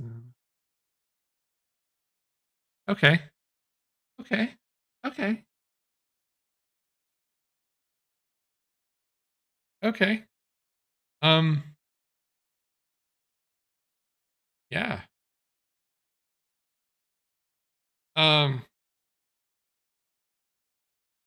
Now I did start much earlier than usual. I started at like 6 instead of 15 minutes ago.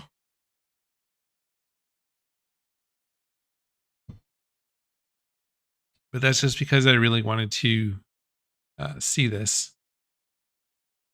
And it's not even complete yet. There's more changes.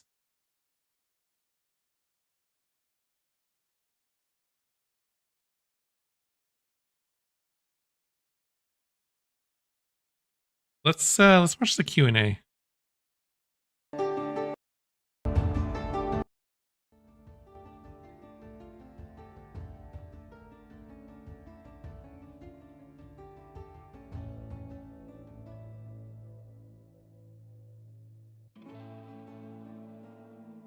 When did it start? Hello, folks. We're back with some Q&A for the Secrets of the Atlas. We've got a nice big one. We're going to restart. We had a little bit of technical difficulties there, but we're ready to get into a nice big long Q&A session here.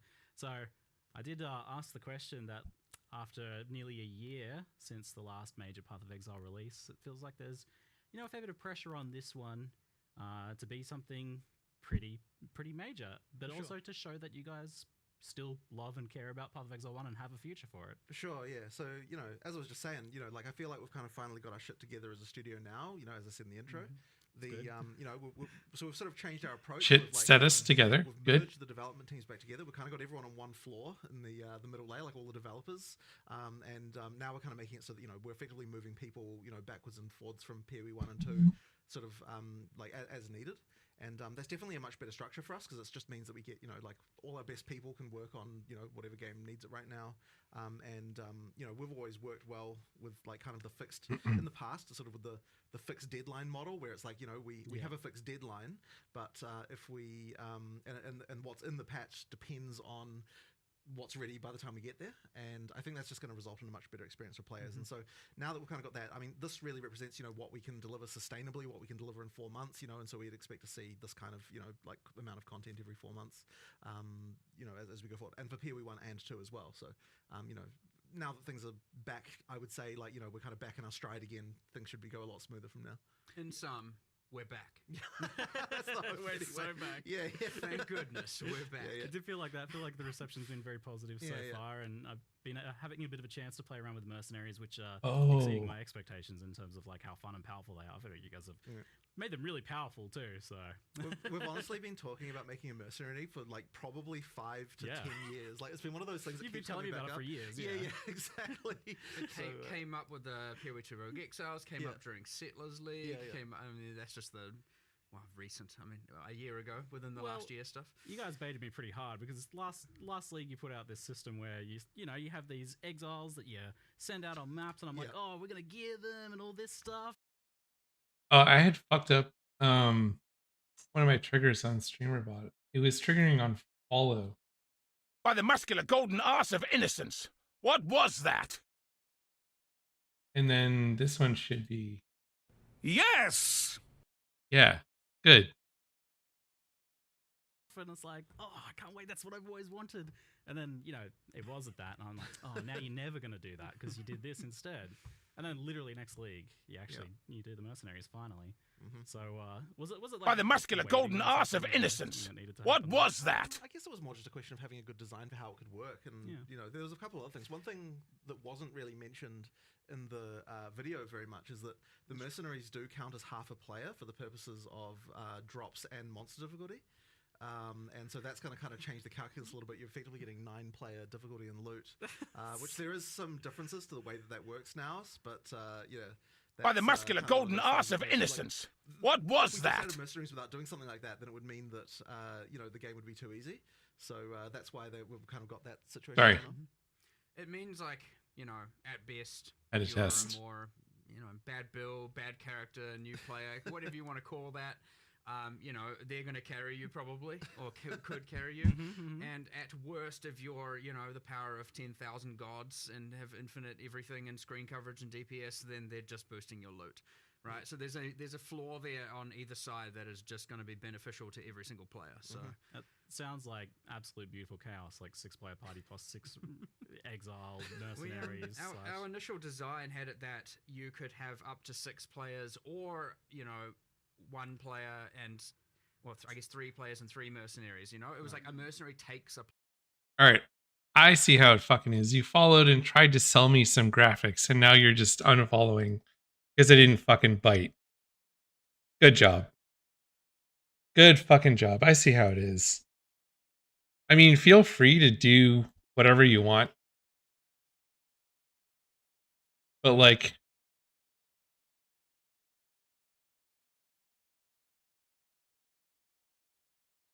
get it together.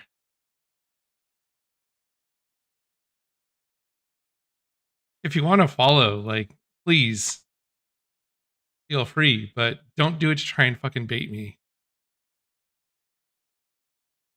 Player slot is what we initially That was had. the initial way to think about balance, but I think it wouldn't have been nearly as good because you want the mercenary to be part of your build to kind of feel like it's actually because it comes with auras and things like that. Like effectively that all becomes part of your build at that point. So it's kind of important that you don't have to sacrifice that when you're playing in a party with other people. Didn't want to have the thing of okay, you join your 3 friends and then whose mercenary gets used. Yeah, exactly. Do I not get to have my guy now? And I don't get So it's we ended up getting away from that, just going everyone bring the merc, and which results in peak chaos. But it's fun. And I mean, you can also have an Animate Guardian, and you did tell me that there's changes for that as well. Yes, of course you can have. In fact, I expect a lot of people to now have. You have your 6-player party with your 6 mercenaries and everyone with them Animate Guardian, because I mean, how can you add mercenaries and then have a point to say that they don't drop loot when they die, and also not make the same change to Animate Guardian? However, if they do die in the instance, you can't bring them back. So at least there is still that penalty to having them be weak. So if they just die at the start, they're gone. Yeah. Until you play another. It's going to result in a lot more people using Animate Guardian in their build. But now you have to gear up your character, 1 Animate Guardian and 1 mercenary. So we'll multiple mercenaries technically. So we'll see how the itemization and trade economy goes in that regard. And yeah, I mean that's kind of cool though. Is like having all that extra demand for gear and.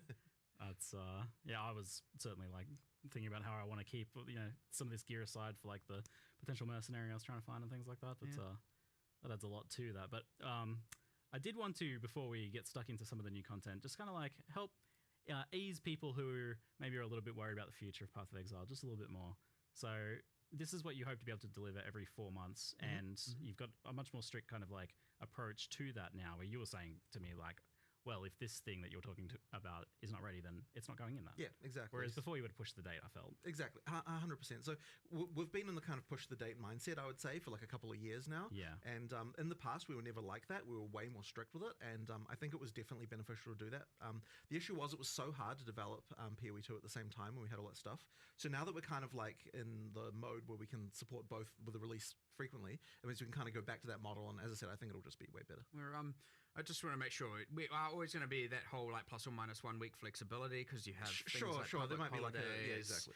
conventions, Right. clashes with things and all that. So obviously you get that just before we get held to the strict to the day 4-month thing. But yes, it is the goal. 100% you go back to that. I think there is it is very, very important that you have, as a player and a long-term player of a game, of which many of our players are, you have that consistency and you know what to expect, and you can be like, yes, I've played for my month, I've played for my 2 months, I know I can just stop for 2 or swap to the other game, do that, and then I can know it's going to be coming again in 2 months instead of that just like there for me again when I need it. that like unknown is very sad, honestly, as a developer and as a player, and I certainly don't want to do that ever again. I imagine it has a toll on the team in terms of them like that person's going to be a little asshole. They can fucking suck some ads.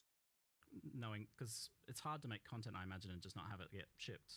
Like, because it's the date's being pushed out. It depends on the person. Don't antagonize your viewers. Fuck that. It sucks. I'm just kidding. Do really like the deadline. Just There's one. honestly a variety. Yeah, okay, good mixture. And you mentioned blending the teams together. That's like a big change. Whereas before you were explicitly trying to separate them, and there was the question of like, well, there's problems with that, right? Yeah. Well, so I mean, we had problems when they were blended originally, like years ago, where PoE 2 wasn't getting like That's what I fucking thought. That Gone. was so far out that it kind of works. We had to split the team to get PoE 2 shipped at that point. But now that we're back and like releasing frequently, it just makes more sense to bring everyone back together again. And it keeps the expertise up and makes sure that like the games are. There's just technical things like making sure that the engine is like in sync for both games and that kind of stuff. Like, there's just so many elements that sort of make it better to have everyone merged together, I think. I imagine it helps with the cross-pollination between games. We just got pausing, which is for sure. one of my most wanted quality of life improvements. That's a phenomenal announcement. But I certainly see people asking about things like WASD and stuff like that. And this support for the future is unfortunately WASD just can't really happen because I say that, but there's the thing, right? So effectively, in order for WASD to happen, we would need to be able to change the rigs over to the PoE 2 character rigs. In order for that to happen, we need to get all the micros over, and then we'd need to port all of the armors from PoE 1 over to those rigs as well. So it would be a really long-term thing. Yeah. There might be a world one day where that can happen, but it's certainly a long process to get that to happen. That's what I was kind of wondering is like, do you envision a situation where Path of Exile 1 is like warrants that sort of massive effort in a year or two or something like that? Once we've got all the microtransactions ported, which we're doing anyway, then it wouldn't be like so bad. I mean, it would be a lot, but not like not like completely unreasonable. So it's a thing that could happen, but it's a lot of effort to get that feature. So the main reason to do it isn't even for WSD. It's because we've been pretty unable to make new combat animations for PoE 1 for so long due to all of the problems with the rigs. So if the main reason to do it would be that we can make like new actual melee skills properly again. That would be the reason. I mean, hopefully we can get to that. It's just it'll take a while though. A lot of the skills you notice, and if people have been playing PoE 1 for years, any of the new skills we add often just reuse the same animations. Exactly. And they're not exactly the most modern things in the world. Not so much you can do with it now. You don't get to do the cool custom flurries with like your swords and combos and all that kind of stuff, and I mean, you still obviously have Cyclone, where you just spin in a circle, and if you remove all the effects from that, you're literally just on a pivot doing this. It looks a little bit silly, but I am keen to do it though. Like it's just it'll take a while. Yeah. It's I feel like I notice the kind of an increasing disparity between like the bosses in PoE 1 kind of like pushing further ahead because you have a bit more freedom, I guess, to use more modern. Well, the bosses are new, new content, right? They're so they get to just and the engine's the same, so you get to use all the modern tech for completely new content. So they're looking like better and better and better, but the players are kind of staying a bit behind. So don't need to rig anything to the bosses. They don't need to equip 10,000 microtransactions, thankfully. So that's a unique challenge for you, but it seems like you've got a plan of kind of like how to approach it potentially. Sure. Yeah, all right. So while we're on this kind of like frank discussion, is like something that people often have been mentioning is this idea that like maybe they love Path of Exile 1, but they're not that interested in Path of Exile 2. and they maybe feel like their money when they buy a supporter pack for Path of Exile 1 is going to a company that's developing both games, and one of those being something that they're maybe not that interested in. Right. Well, I mean, like ultimately, you know, like now that we're kind of in the shared model, like it's kind of. It doesn't really, it's sort of hard for us to say, like, you know, that like money goes to one particular team or another. Like it doesn't really work like that because we're all merged. The main thing is just to understand is that when we're in PoE 1 development mode, then PoE 1 takes precedence, and like any resource that it needs, like there's not going to be we can't do this because PoE 2 needs it. And when we're in PoE 2 development mode, it's like, it's the opposite of that, right? Where like we've got that sort of going on.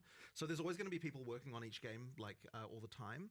But it's like, if one's going to come out soon, that one is getting all the attention. And so like every resource that PoE 1 could possibly need for this expansion was moved to it, you know, to make that happen. Yeah, I got to see that firsthand walking around. It was like 95% of people working on PoE 1 right now. Right, like, in this moment, because it's in the last week. But but it's kind of variable. Like, I mean, if you look at things like the, you know, I mean, you've probably got a better idea of the breakdown. But it's like how much of the VFX team was working on PoE 1 versus 2 in like the last, you know. Yeah, the whole, all but one is currently on PoE, all but 2.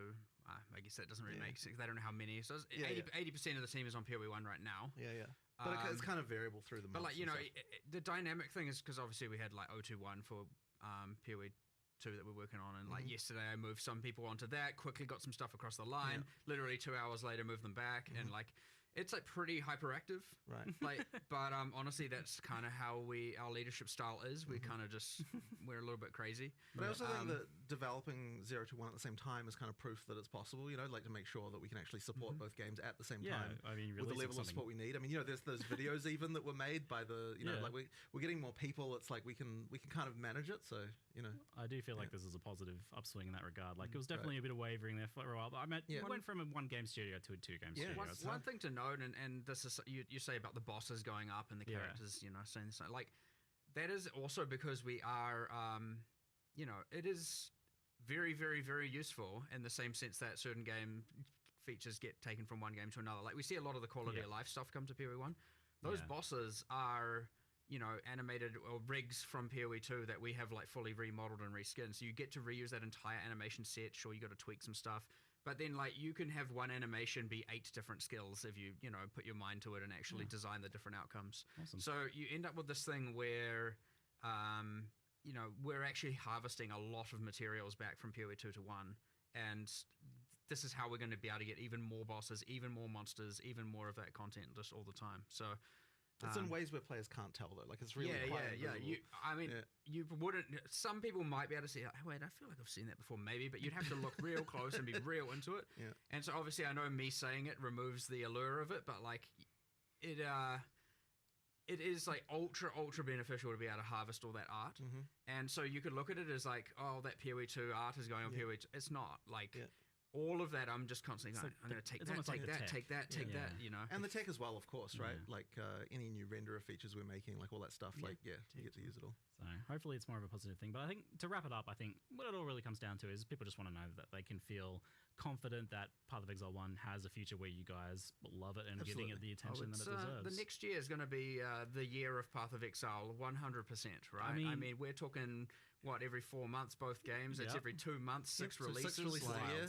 Wild. 6 releases what are we a year, talking that's going about? to be If you guys can pull that off for a year, that's going to be wild. I'm looking forward to it. But I mean, and to allay people's concerns, I guess, in that regard, is you were telling me that this expansion is like this is part of a multi-season story arc that you're setting up. 100%. Like with obviously you there's a whole bunch I can rant about here, but effectively, yeah. Obviously, you see Zana coming back. I know, spoiler, sorry, but it kind of was important. Yep. You know, you got Zana coming back, and you've got you know, it's an additive storyline for now, and that was kind of on purpose because I wanted the end game to be still familiar. I wanted people, after coming back after almost a year, to still have the core of the end game be familiar, but have this additive layer on top that's cool and new and they can explore. And I didn't want to like completely rework all the mechanics, and people are like, I want PoE 1, finally a PoE 1 expansion. They come back and they're like, what the hell is this end game? This isn't what I remember. This isn't what I was familiar with. So it was really important with this update to have a layer of familiarity across the board, and then like improved and reworked things and removing, you know, obviously with Betrayal, we've removed a lot of the constraints and annoyance and all of that, but it's still mostly just additive stuff on top. Same with the end game. The League is obviously additive, the mercenaries. So having that there, so there's that core Path of Exile 1 familiarity, was important for this one. But yes, it is like part one of a new arc of the end game storyline. Zana's back. We've got a whole new thing to explore. I'm not going to spoil too much of what exactly happens, but there's some cool shit in there. But effectively, it's like a way to think about it is we're now kind of we're going to, over obviously a relatively long time, have the era of the primordials kind of phase out and have the era of this new endgame phase in. And so, yeah, it's kind of set up for, right now it's an additive one. Maybe the next endgame one would be a bit more transformative, and then we'll go from there and just explore through this new storyline. So that'd be fun. I can tell you're excited for like the future of PoE 1, which is this is a good shift, I think. And you were saying you've even got like a good idea that for 326 that you really want to. 327, yes. Oh, sorry, yeah, the next one. Next one. I do, yes. So like another thing with like this expansion, right, is like it's quite content heavy. When you do an in-game expansion in a League, it's a lot of content. Yeah. So like, you know, you have some things have to take priority, other things have to take less priority, and so like the character stuff where we've done, you know, a decent chunk of character balance and the new systems interact with all of that. You know, there's clearly ones like, I know Settlers had like just the Giga Melee rebalance and rework, and it changed like 1,000 systems in drastic ways and all of that. But again, I wanted this time more familiarity, and then 327, we're going to go just ballistic on the characters and do as much as we possibly can to like, you know, amp that up and, I don't know, maybe fully revamp wand builds and create a whole new thing there. And now we have to because I said that.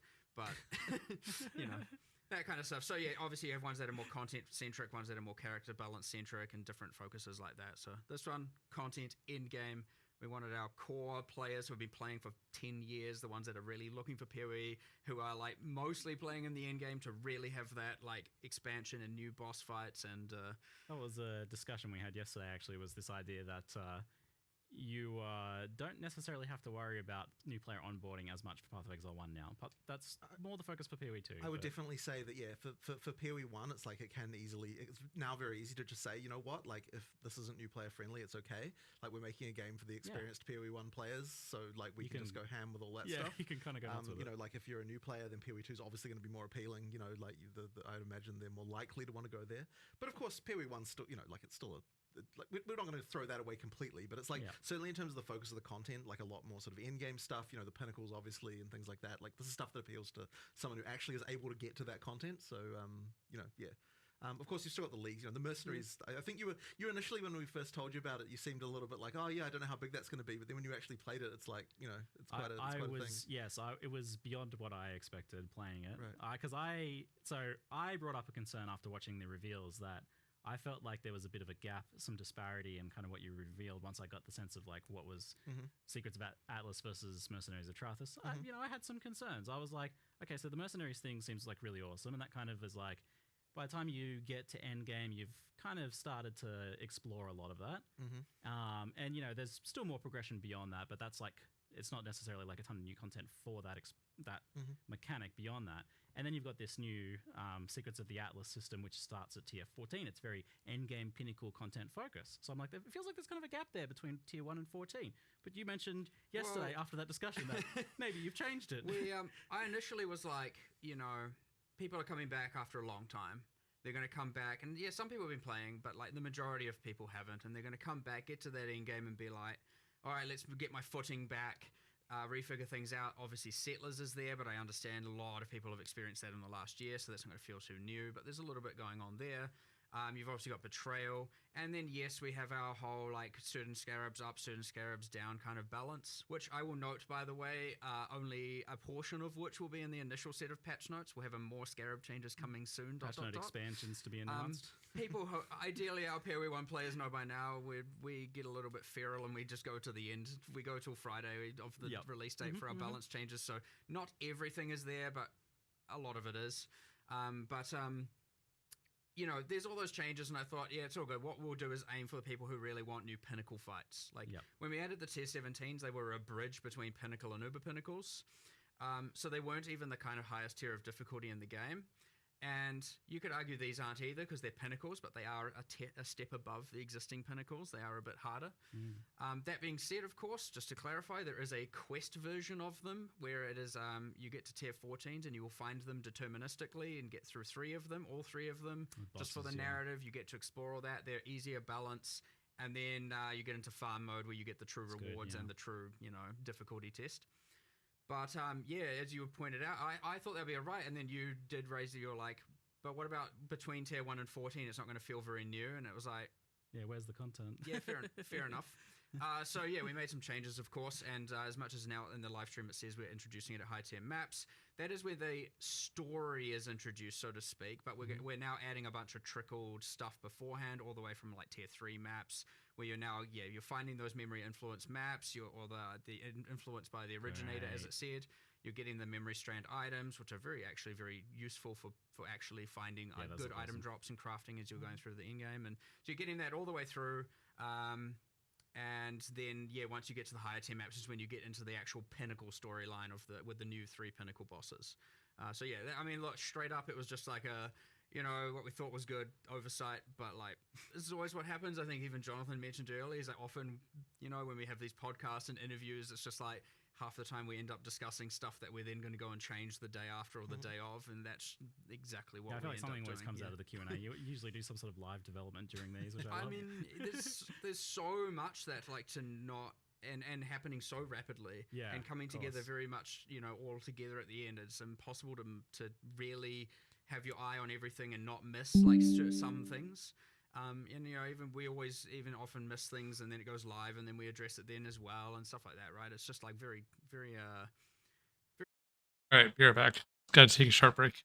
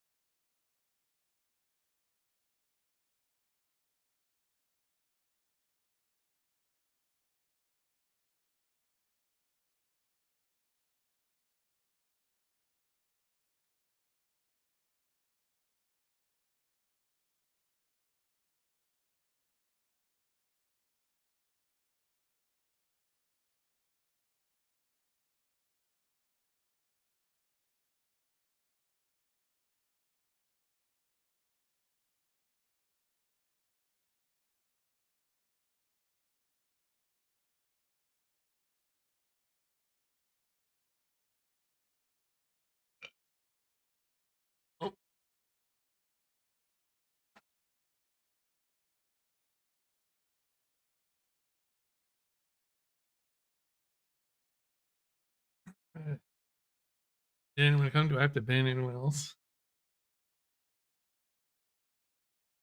Very crazy, but again, that's I kind of think that's the magic to it, and what allows us to do so much in so little time. And there's also the thing as well that's going to result in the 6 expansions coming in the next year for the combined games. So so now like the state of it looks like veteran players are going to be exploring the mercenaries as they're leveling up. They're going to be going into the end game and kitting out, trying to find their ideal mercenaries, gearing them up, swapping them around, starting to interact with memory packs of enemies that drop memory influenced maps, that drop memory influenced items that they can craft, which I'm excited about that as like a progression, that crafting system with the boosted craft. And that was, you mentioned like a way of kind of getting the tiering system into Path of Exile 1. The initial idea there was like, how can we get the tier 2, tier 3, tier 4, tier 5 item drops from PoE 2 system into PoE 1? And it was like, well, why don't we just do it in the new in-game system? And then we're like, well, we can have more granularity. It can go all the way from 1 to 100. There's not really much point not. And so you're finding better items. Like every time you pick up these items, it could have a set of full tier 1 modifiers. So that was the initial goal, and then it was like, well, may as well, like the crafting orbs can just consume it as well. Now it's worth getting into that specifically. The basic crafting orbs all consume it, and right now, like, we don't have fossils and harvest and stuff do it, but it is our intention to implement that. But it's a bit scary. There's some OP there for sure. But I really like all those systems interacting and interweaving. Please. Now, what we're finding right now is that you actually do that crafting first, then you consume the memory strands for like the final exalts and final applications. And that is something that is happening internally, and you're getting some pretty insane outcomes there to guarantee like a T1 mod on your final exalts and stuff like that. But yeah, if we were to do it the other way around, you'd probably end up having it be very much using all those systems. So before we turn that on, obviously we're going to review every single thing and make sure we're definitely happy with everything, because it is a very complicated web of craziness. Actually, that was a question I was wanting to ask, was like, how do you even make new crafting systems for PoE1 at this point? Like, with all the various intricate... do you just kind of like make it and you just cross have your to, fingers? You just have to effectively just take the chance and just come up with what you can do, because if you worried about literally everything, you'd never make anything. So you have to on some level. But it's the same with uniques. It's the same with new character systems. There's so many variables that you kind of just like, here's a thing. Let's see what happens. Yeah. Oh. Yes, exactly. That's kind of broken. Great. It's fun though. It's just fun. So you've got this progression system now, which sounds phenomenal. That sounds like a really nice improvement. Huge nerf to mirror crafting. While we're exploring the various changes you've done to things like the massive overlap. I guess so. Betrayal, for example, and like the new scarabs, those new systems, the integration of like the previous content that's gone core. And then you get to tier 14, and then it's like new story kicks in with the Secrets of the Atlas, the memory system, and that uses the kind of like the idea of those memory threads. Yeah, we had what was memories before. Yeah. So that was like, there was Alva's memory and all of that, and they had kind of different things. You couldn't juice them, but a lot of some of You them mean like the mists are actual like mirroring items? The lack of juicing kind of meant that they didn't really have a good place in the end. Good for everyone else. That was worthwhile. We were like, we didn't really give that system justice, so like let's kind of use that as the baseline for the new memory threads, except we 100% allow full juicing. Yep. And make them more unique, have the alter mods at the end of each run, and then have the new influence mechanic. And then what we did is we took all those memories, and we were like, I think it was Octavian actually who suggested it, was like, good job, put all those on Kirak. And so all the Kirak missions that can now be offered, since Kirak... So I think I'd have to see it in context. I see what you're getting at though. I'm not convinced of that yet, but we'll see. Also couldn't be juiced. Kirak's missions now can give you all of the things that appeared on those memories before, which gives him a unique...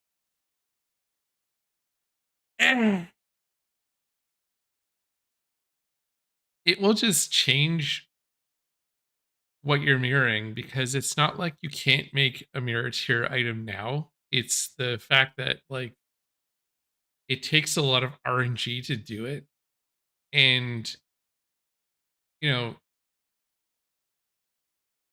if these things sort of interact with the craft to take away some of that RNG, you'll still have like some crazy stuff you can make. I don't think it's going to damage it as much as you think, but like it will certainly change what people mirror, I think, because there may not be a need to necessarily mirror it. You know what I mean? But I think just it will take a bit of playing around. And like you're thinking about a very select group of people who even wants to go that far in crafting. So that's why I'm not sold on it necessarily being a huge nerf. Certainly it seems like it will make things easier, but it depends on player motivation, right? Like, do you really want to go through all that? Thing that he didn't have before as well, and it can be more valued farming that. So 2 birds, 1 stone. Some love. That's good suggestion. Thanks, Octavian. And but yeah, effectively those, and then we're like, those memory strands. We don't want it to just be I'm doing normal mapping, then you find the memory. And you have to keep in mind, we had Necropolis as well, right? You could up tier the mods in that league in the graveyard and make a lot of crazy stuff. Or like, I don't know what, like it also had All Flames and things like that. So you could always chance like some crazy stuff, but it didn't necessarily kill mirroring. It just made it, yeah, right. So, it's like the crazy bows that were made during Necropolis. It was like, it still took a lot of effort. You know what I mean? So like I said, it'll just, I think, adjust what people mirror. So the memory.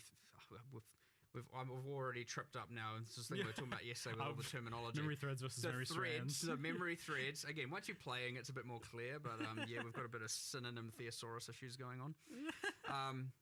You're doing the memory threads, and it's like, well, we want to be able to do that experience without just having to go, okay, I don't want to have to run a bunch of maps, get a thread, have some fun, and then, I'm back to just, regular things. So we're like, well, once you finish the storyline, I won't explain exactly how that concludes, because it's a big one.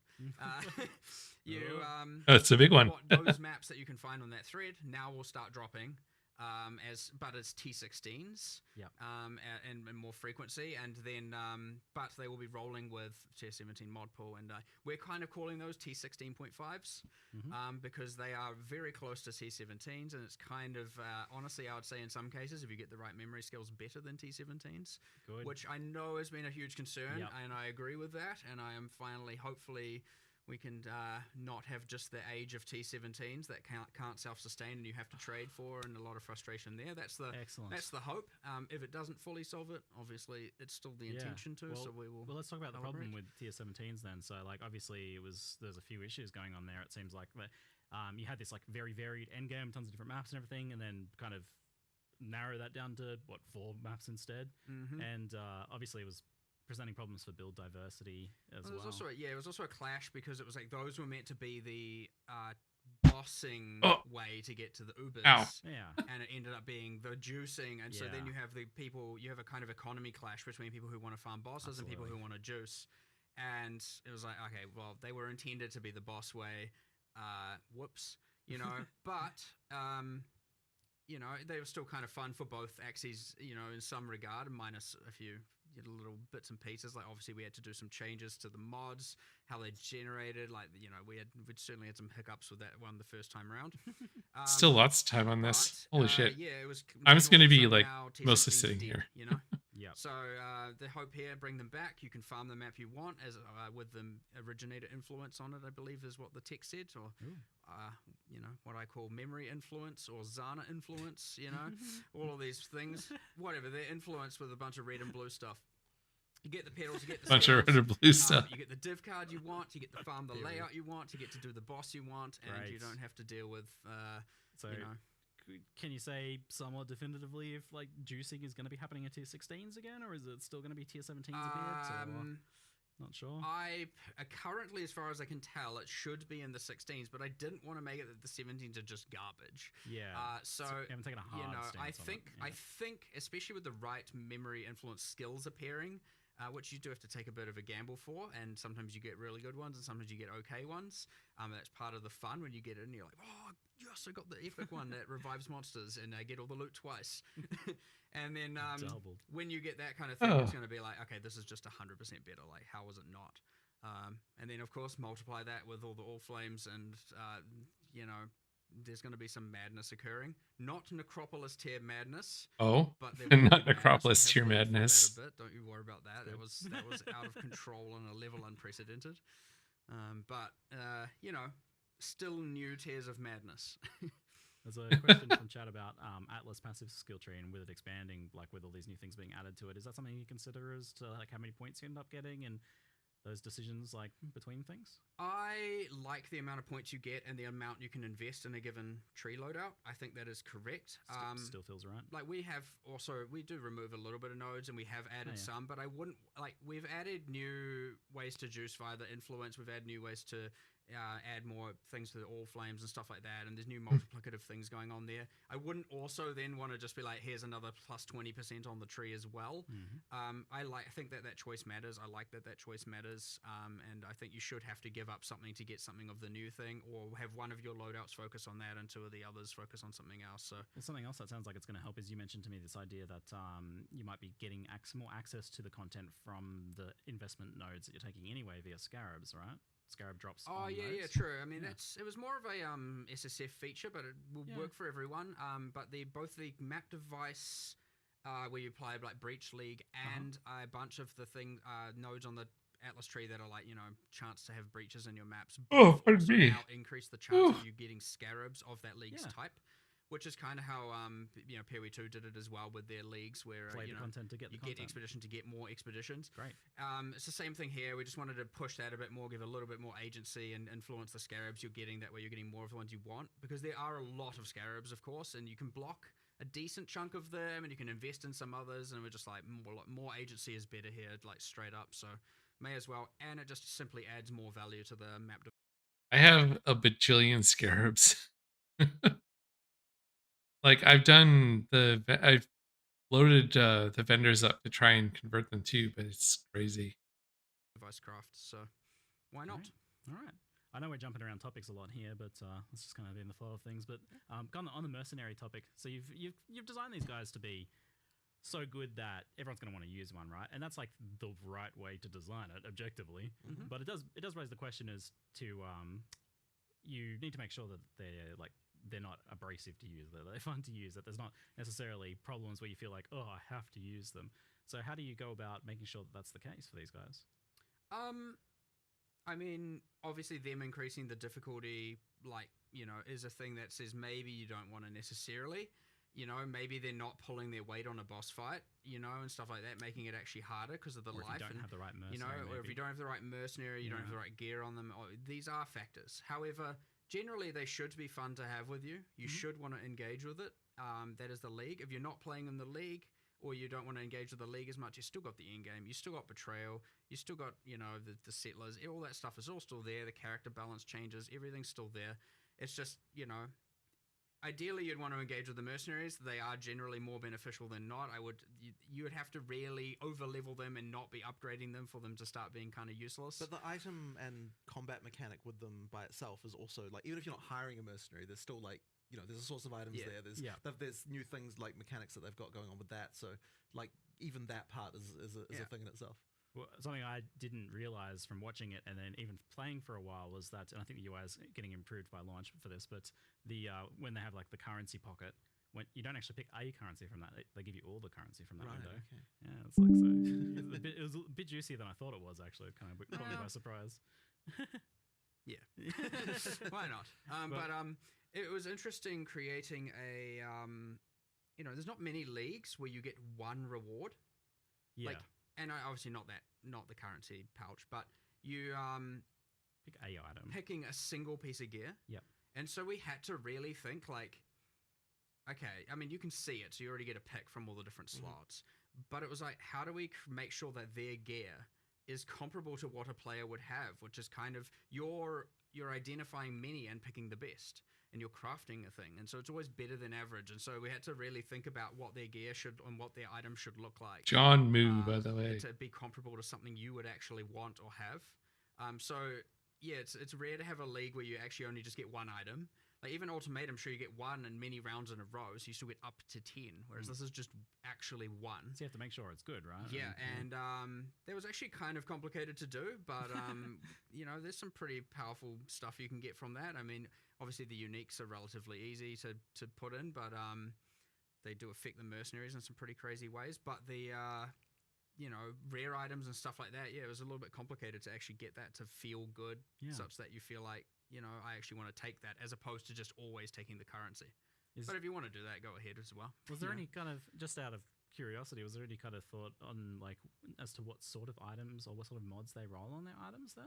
Since they're like, they are kind of specific builds. Yeah, kind of. It is relative to the build more so, yes. Yeah. Like there are like 30 something different archetypes. So we talked about like the striker and I can't remember the names Wings of Eruptor and stuff. But there are like 30 something of them, and there's a Chaos Mage, and there's ones with curses, and ones with auras, and ones with I'm obviously listing all the utility stuff because I know that it's the aura bots of Trathus really is probably how a lot of people are going to see it. No aura, exiled. But actually, there's a lot of custom skills in there. They're not entirely player skills. Yeah, I know we touched on the Trathus skills, but we only showed there's maybe between around 16 of them. Some of them and are you cool. Can get those, right? They can just be in their little pouch. And you can just take one. You can pick them, and when you defeat them, they drop it, and you get it, and it's a new. So it's kind of like a transfigured gem in a way, but it's a Trathan gem, and it's just so that's a way of delivering a bunch of new skills. And I know you have like Blood Storm Call, which is like physical that creates a blood dot. So you maybe want to add, so there might be some builds that want to do that. There's like sorry, but only auras. A whole bunch of different things. We saw the Siege. My fake internet name. Stream, but there's certainly a whole bunch of them. I know there's a kind of incinerate based blast rain. Blast rain was it? Yeah, like arrow comes down, does a wave of almost like an incinerate wave out of it and stuff like that. So like, had some fun with that. Spoiling a bunch of them, but it's only 4 or so. Only auras and curses going to be used. But yeah, there's heaps of different skills there, which is pretty cool. But then they also just have like kind of high cooldown and different passive skills and stuff like that as well. So like, there's a lot of stuff. Should have put more of those in the video, honestly. Yeah, possibly. Probably. Yeah. Hey, there's gonna be some surprise and cool stuff for people to find. It was a 42-minute presentation. Like it's all right. Give a taste. Let people find a lot of cool stuff on live. So. In terms of making them fun to like manage and hire and things like that, if you'd asked me before playing it, I would have said like, oh yeah, you want to be able to like spend some sort of passives on them or something like that. But then actually after playing it, I was like, oh, it's kind of good that you didn't go to that level because then there's What you mean, like sort of setting up a character that's an aura bot that just is supporting the merc? no lock in with them. You can change Because they did show that actually. Yeah, and wanted too much tedious upkeep. Low micromanagement on this. So like doing the gear, but you won't have to do that too often. They don't level up. They don't have like they have a passive tree behind the scenes. You just don't get to see it or engage with it. I wasn't actually sure. Was that is actually allocating individual nodes? No. They have a Trathan passive tree. Okay. Secret proprietary. Yeah. I mean, look, secret proprietary as they level up, and it's kind of the merc helping you. Okay. But you don't need to care about that. It's just as far as you know, they're higher level. They've made somewhat intelligent decisions about their passive points and whatnot, and they're pretty good. Of course, Yeah, I can see that. Some are better than others. Some will be good for your build. Much like you will have, here's the meta ascendancies for a league. Probably those, each meta ascendancy then has the meta mercenary for the league, and so on and so forth. Yeah, it'll be matched to your builds. Yeah, it's going to be pretty crazy, I suspect. In the end, there's like, as much as it's pretty simple to just arrange them, there's going to be a lot of little minor complexities. That's poor path of building, guys. I was going to say, like, are they going to have to poor POV? Interesting. It's definitely going to be a part of your build, so it's got to go in there. Yeah.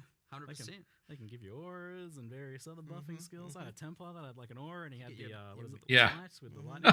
Your meta build. There you go. For that you need your 3 meta mercenaries, and then your meta animate guardian, and then you've got oh my god, too many. I mean, at least a lot more items will be getting put to use, so that's good. I'll be curious to see how the Animate Guardian feels, because, I don't know, like, that one has obviously the skill gem cost as well, potentially, like, supports and things like that. Of course. But, so that's obviously a bit more of a tax, whereas these guys are just a free add-on on top. They don't cost you anything except gold. I mean, gold. Yeah, gold. Which was, you intentionally didn't go for an upkeep cost for them, which I noted. Yeah, I mean, you already earned there. You still got to pay them a little bit, but you defeated them. You don't need to pay them by the hour anymore. There's a gold cost if they die, which I found I had a couple die early on, but then they were mostly, especially if I picked good ones, they were staying alive. Like I had one guy that was ridiculously tanky, and then some of them had like 4k life, and this guy had like vitality and enduring cry, and kind of like a fizz aura and immortal call and things like that. I'm like, oh yeah, these guys are kind of better than me. It's true. Often you might find yourself aspiring to become more like your mercenary.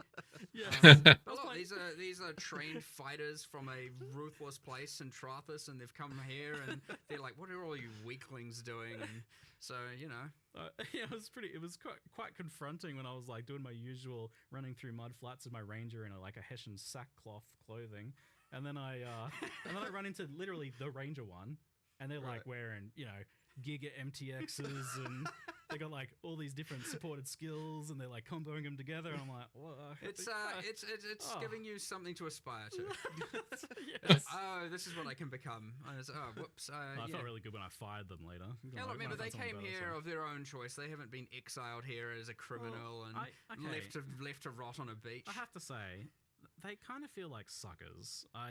So they've got this honor code system, right, that says that if a challenger comes and challenges them, they have to wager literally one of the pieces of clothing they're wearing, of the challenger's choosing, and the challenger doesn't have to put up anything. Like, you don't have to wager anything of yourself. Like, yeah, you don't have to give anything up. Exile, we might have be like, oh yeah, you have to gamble your item. But if you remove the game mechanic from the equation and you go, okay, let's say you and I have a duel, and I get to take your shoes, and my second take your shoes. Die. I don't think that's a fair trade.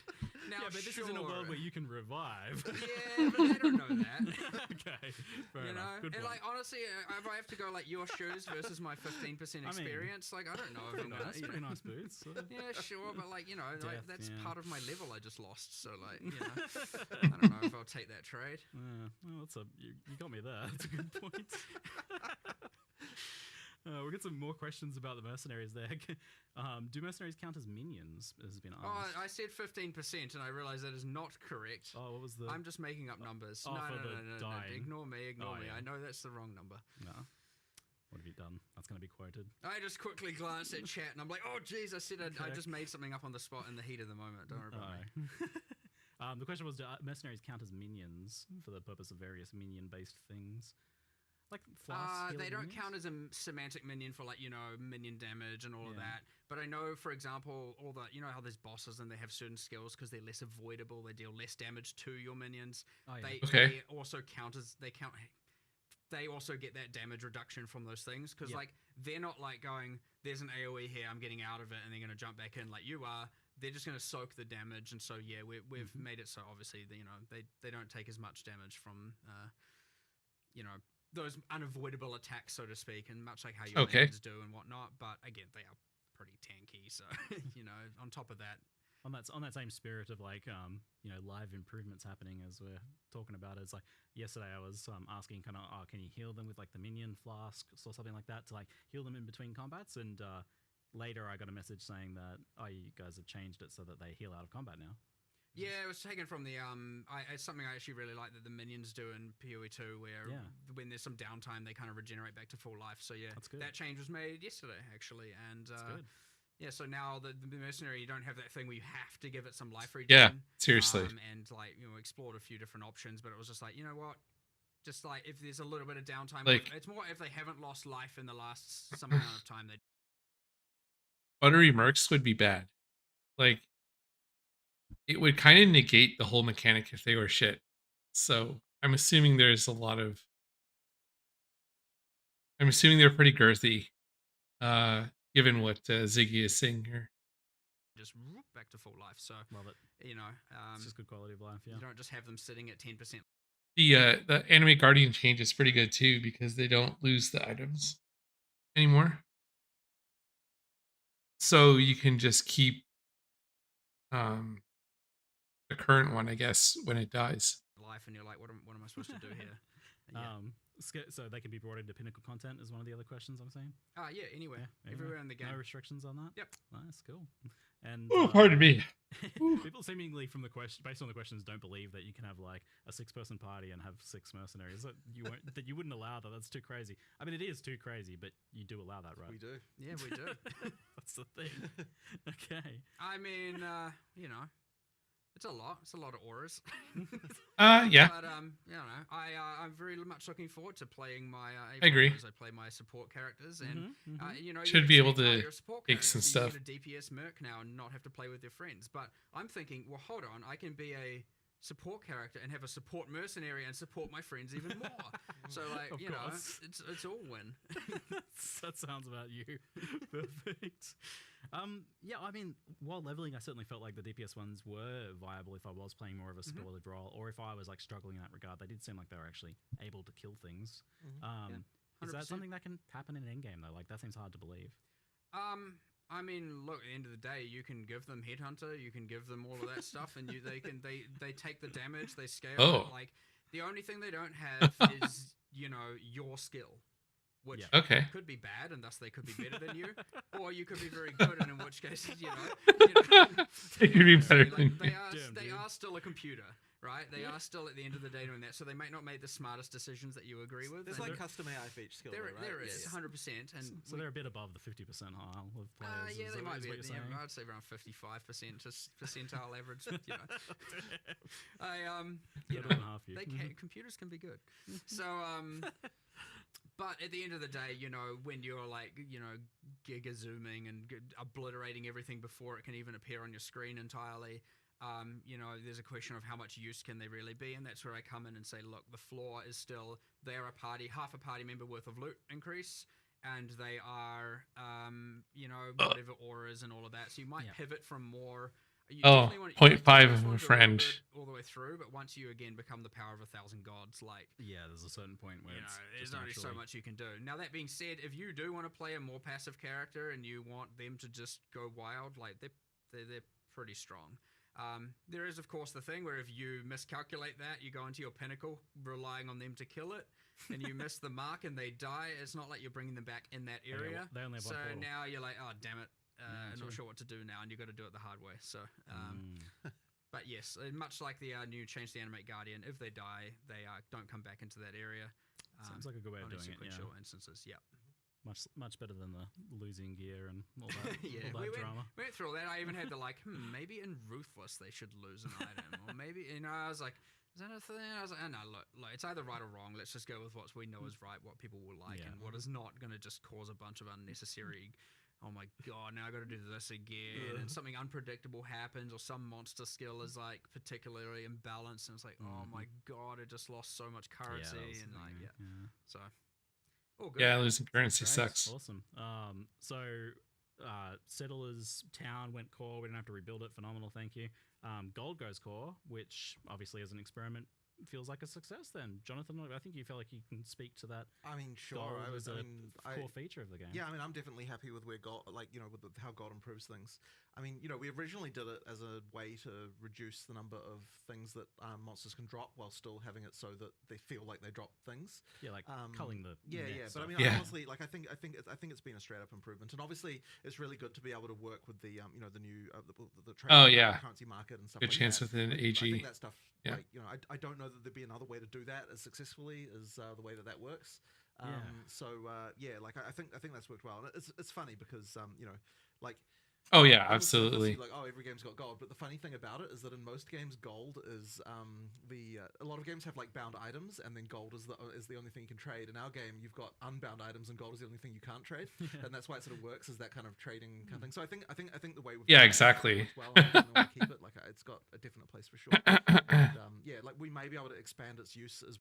I remember in like the original Settlers like Q&A stuff, they were talking about having tied it to the league mechanics so that if it didn't work out, it could be swapped out. But then you see it in PoE 2 and you're like, hey, wait a second. You know, this is probably here to stay. And it was just obvious. And you're right. Like, how do you do internal auction house without it?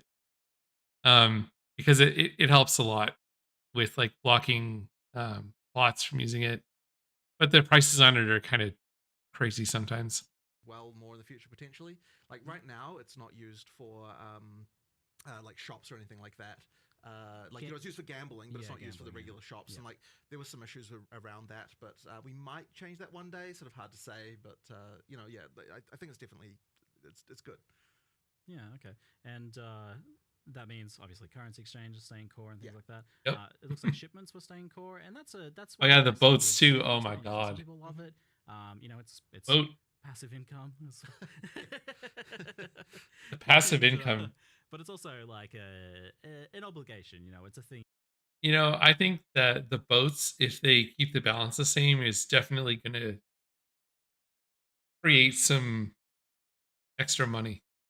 You got to check in on. It's a busy work. It is a We commitment did some too. changes here. So we did slow down. We made them take longer. Oh, there you go. In some cases, increase the rewards. Mhm. The intention there being, of course, that way you have to deal with it less. Yeah. I mean, it's not the focus of the league anymore. Yeah, so yeah, it's we not don't, the we don't want it focus, to be so- overtaking what you're doing all the time. Yeah. And look, I expect these things to be a bit divisive, 100%. Some people love it, some people don't. And that's great. That's everything in PoE, and that's everything we add. And you can choose to do it, you can choose not to do it. Maybe you choose to just do the crops and do the shipments and not worry about all the other stuff to do with it. Maybe you just use the map runners and put all of your gold investment into that. There will be other ways to spend gold in the future. Maybe because you don't want to deal with them, you build up an excess, and then all of a sudden we add the gambling strongbox from PoE 2 or something like that to sink the rest. Yes, Who knows? do. Yeah, we'll see. Do it so good. It's a fun strongbox, but That is a good one. that will come to PoE 1. I promise you. 100%. So, Excellent. there'll be ways to do it, but we'll feel it out and see how much gold people are getting relative to losing as well a bit, and then see. But the intention here is that if it's feeling annoying and how much you have to deal with it, then we've missed the mark, and we'll probably even adjust things a bit further as well. Okay, yeah. But again, like everything, it's up to you, your agency, your choice. Like, You touched on an interesting point because I feel like before it wasn't optional because it was there and it was free stuff. So why wouldn't you do it? But now you're actually, both in terms of gold, but also your passive application, like, are you actually even investing in having those ores appear versus something else? So it's not necessarily just like a free thing on top that you're obligated to do. It's now a more conscious decision. I right? could see it feeling mandatory, and if it does feel mandatory, then we've missed the mark a little So bit you for don't, sure. you want to avoid that. I don't want it to feel so mandatory, but that being said, I also wouldn't want it to feel so terrible that you never want to engage with it. So there's always a fine line to hit, and But there's stuff you can only get from there, so there's always going to be that yeah, element. for sure. If you want to get the tattoos and rune grafts, and some of those rune grafts, a lot of them are like pretty crazy off-build stuff, and there's a good set of like. I guess I'll have to see how long it takes to do boats now. Because like the passive income on that was pretty crazy with the like female shipments. Trace ones in there, and there's some pretty crazy stuff in there to get. But Which I think came down to I like think it's a 17. better system. I like the if I idea remember that Net correctly. Settlers is giving 2 different passive tree mechanics that can coexist as Tattoos, the runes, yeah. rewards, aside from obviously recombinating and map running and stuff. But as opposed to like just the freaking insane enchants that you were getting on your weapons So the before. the with, enchants like- are gone then. This Yeah. replaces that, yeah. Yeah. Which I think most They people were expected. they were a little bit much on the power creep axis. It was kind of just a bit crazy, but I wouldn't say that we won't see some sort of weapon enchant system back in the future. Yeah. And Played we're with the a idea bit more before. regulated and stuff like that. But because there's room for that, there's design space for that. But we never know what form. But I like that Settlers is where you go to get your alternate passive tree stuff. I think for changing masteries and changing nodes, I like that as the reward from it. It was a pretty funny reveal of the live reveal of the recombination changes because everyone was like, "Oh no, you did it! You got rid of the old one and replaced it with this." But I then know, obviously the old one's still there. We're here seeing all of the L's, and then I'm like, don't worry, they'll come back. They'll come back. It's all right. It was very entertaining from our It's- perspective. That's all right. And then all of a sudden, L's www saved. I love it. I very I feel like that thoroughly was enjoy intentional, watching but, chat. Yeah. So you kept the old version of recombination. Is that changed or nerfed in any way, or is that just as it was? The old way, I can't speak to that with an absolute certainty, and I would have to talk to, one of the main designers dealing with that. But I say like we should pretty much keep it the same. Yep. And if there is a change, it needs to be like very much justified. It's not like Yeah. So people like it for a reason. Like keeping it alongside the other one and then gutting it is obviously not yeah. not the play. You may as well have not kept it at that point. So yeah, it was certainly the intention that we keep it. It's still a favorite. Like if anything, I would be okay with making things more expensive. So it's a little bit harder to use at the top end when you're doing like the very That's fair. I think that is maybe the thing we concluded when you're interacting with a lot of the really special modifiers that you normally can't get on items. We're making it a bit more expensive. But I don't think that was a huge constraint anyway, Not a unless you barrier were for the people doing unless it you were usually. going to it, yeah.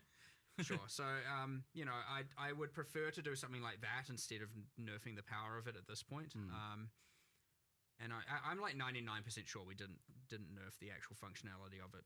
But Yep. I'll verify, and if it is the case, I will let the community know afterwards. Okay. On the topic of gold, an ongoing thing has been that gold is, very present from the core Atlas mechanics and certain things, but other things just literally don't drop it. You do Blight or whatever, and you just don't get gold, or Sanctum just doesn't get gold. That's obviously a separate topic, but is this something that has been normalized across the game? Do you want players to be in a position where they can't use it? We are making some adjustments. So, when we did that, obviously we went through the entire game, of which there is a lot, and specifically we're like, do this, too much gold, lower, and we had penalties and increases all over the place, and a bunch of stuff was too low. Some stuff is, and I wouldn't say it's too high. It was actually probably relatively nice mostly. There was just a bunch of stuff that's just dead. And it is our intention for that to not be the case. So we do want to increase those. I don't know how much they'll necessarily increase by, but it is something that is on our radar 100%. So okay, great. Because Heist is a good example. Yeah, I think the most compelling argument I heard in favor of making sure that those had access. Yeah, to Heist gold was the player who wanted to focus on just that. They just wanted to Heist. 100%. They can't currency exchange, right? That's the biggest problem. 100%. It isn't. It is just like let's say it is already a relatively divisive league. And then also the gold sucks. It's easy to perceive that as dead. So it look, there are some things where we maybe make an intentional decision because they are too rewarding to be like it's not a place you're going to get a lot of gold, Sanctum. And then when we're like, okay, which we'll make some changes too. But then you have the things like Heist, where I would say it isn't that regard, and it's just like, why is the gold bad here? And it's like, look, we just missed the mark. So Oh, well, I guess since we brought it up, the Anti-Sanctum Alliance has been constantly messaging me, asking about, whether Sanctum's going to see any changes in terms of just kind of how much raw currency it prints early league for a low investment for really knowledgeable players, giving them such a massive advantage over less ones. Obviously, that's always the case, but it seems to a severe magnitude. I don't have the exact changes because we're going to do them today or Monday. But I would say no, it seems crazy. So they're not massive grand rework, but at least for now, we're certainly going to give it less of the edge it has. I don't exactly know what form, but it's not going to have. It's not just going to be untouched. In terms of a grander future, I would like to shift away from it just being pure regular currency and move into something where it has its own item and own reward mechanic that has some sort of interaction with something. Almost every league has something special, and that one is just obviously it's got a relic meta system, but it's just here's some uniques, here's a different style of gameplay, but just here's all the currency. Then it becomes very quantifiably better or worse than just core game. And obviously very, very early, it's very strong. And then, maybe juicing catches up, but then, it obviously gets a little bit crazy. And different axes, you get a lot more uniques, a lot more different things. But it's still, it's just that there's very easily quantifiable thing where it's a very good strategy if you know what you're doing, especially very early on, as you're saying. But it needs its own thing. It 100% needs its own thing. So, but at least for now, it doesn't have to be as good as it is for how easy it is to do so. So we'll make some changes. Yeah, Rip Sanctum. The exact specifics. And as a result, they won't be in the patch notes today. It will be in another coming soon section. Because it is. Yes. Right. I mean, again, why would we not stop? Why would we stop developing now? We have another week. Before. It's what are we going to do? Sit around and twiddle your thumbs? Exactly. Sounds good. With the big changes to Betrayal, which look phenomenal, that's obviously a big overhaul for that, and something that was really long awaited. It does kind of make me want to ask, do you have another one that you're really looking forward to giving a similar treatment? I hear a lot of feedback about quality of life around Bestiary, for example, being not where people want it. That is on our radar. There's I know for itemizing beasts and improving the quality of life there is a little bit annoying. Maybe more than a little bit. But talking about the Sanctum reward as an example. There's some others, I'd love to give, Blight a bit of an overhaul. I'd love to, do something with Delve. Thank God. There's probably more that. Thank God.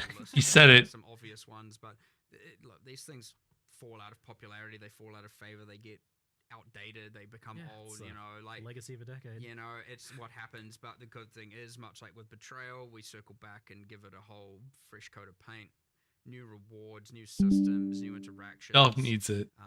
You know, or you know, step forward the storyline and evolve it into a mini sequel. Sometimes as an option. You know, there's all these kinds of things that are completely things we could do. So like, you know, God damn.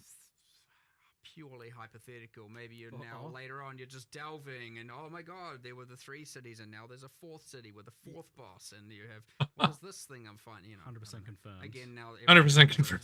Yeah, hypotheticals have to become realities. 100% confirmed. Also, just like the Blight overhaul coming next week. And in my mind, you didn't even say it, but like temples are getting reworked. So I was like, you didn't even say it, but I said that in my mind, and now it's true. So I'll hold you to that. Cannot confirm nor deny. Can neither confirm or deny. Some rapid fire quality of life things. Kappa. Mentioned. We have like the ID all things in your inventory from PoE2. Love it. Would love to see it in Path of Exile 1. Any reason why it couldn't be a thing or wouldn't be a thing? What? Do you hate it? Do you hate my hands? I can't remember what.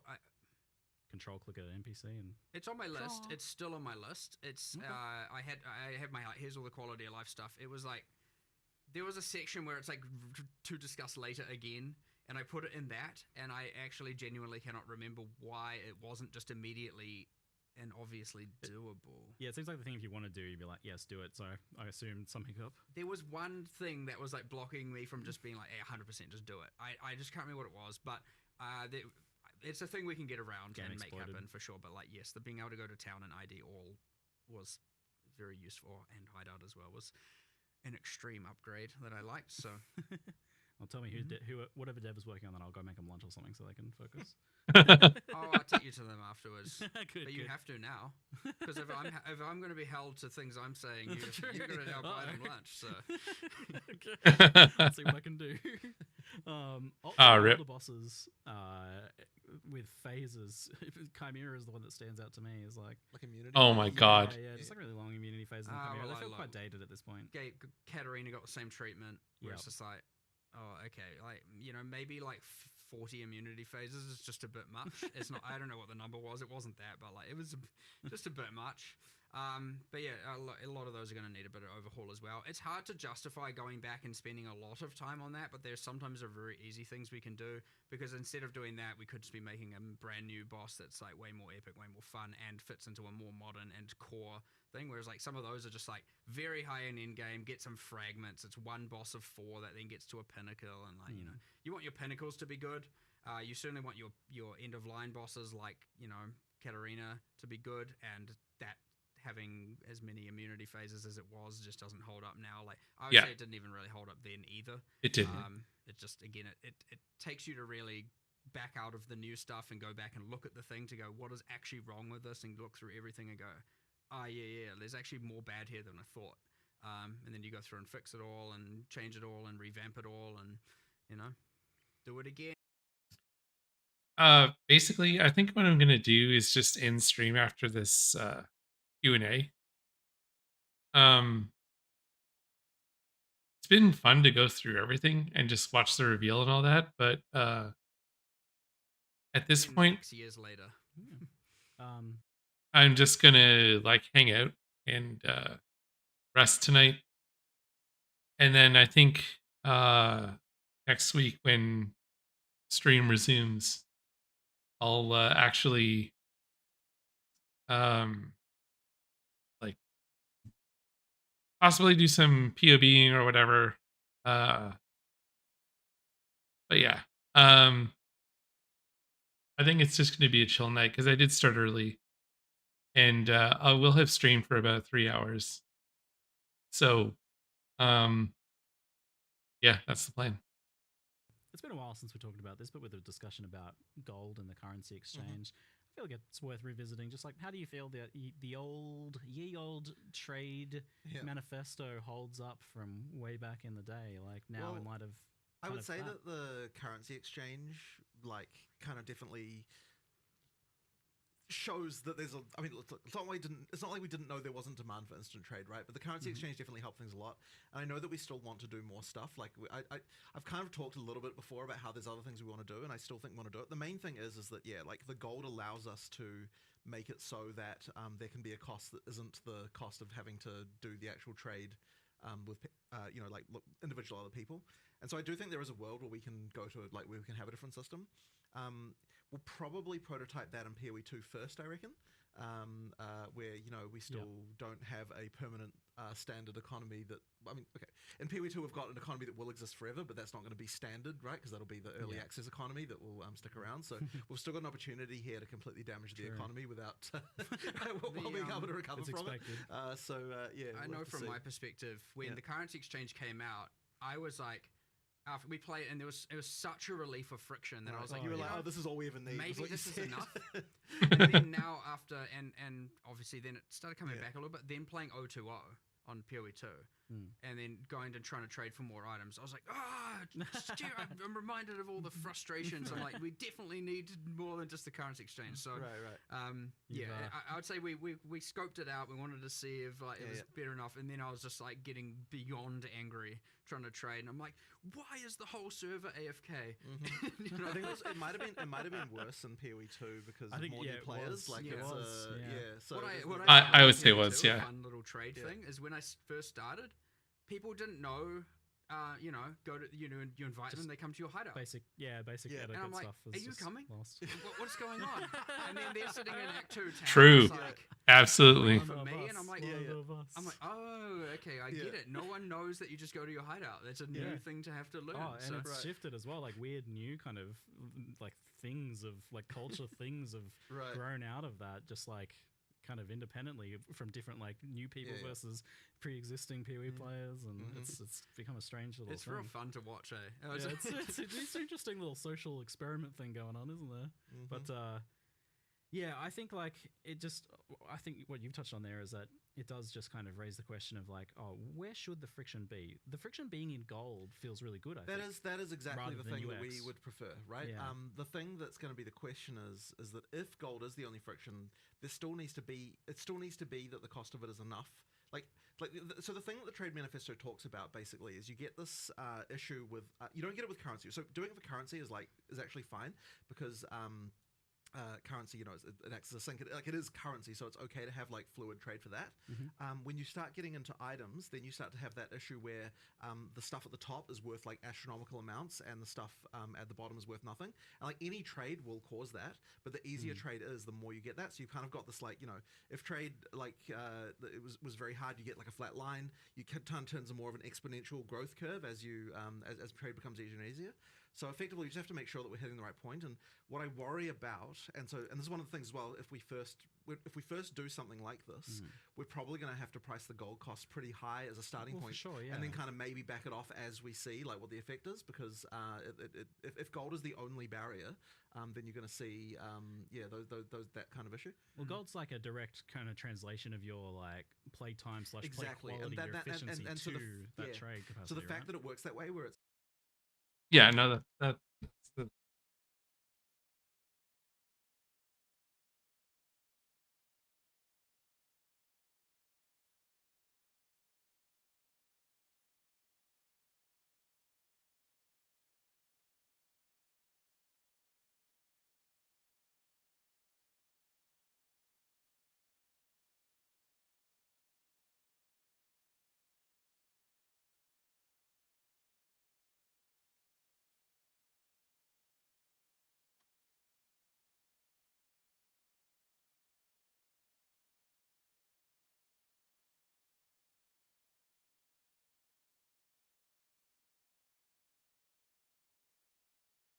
right back.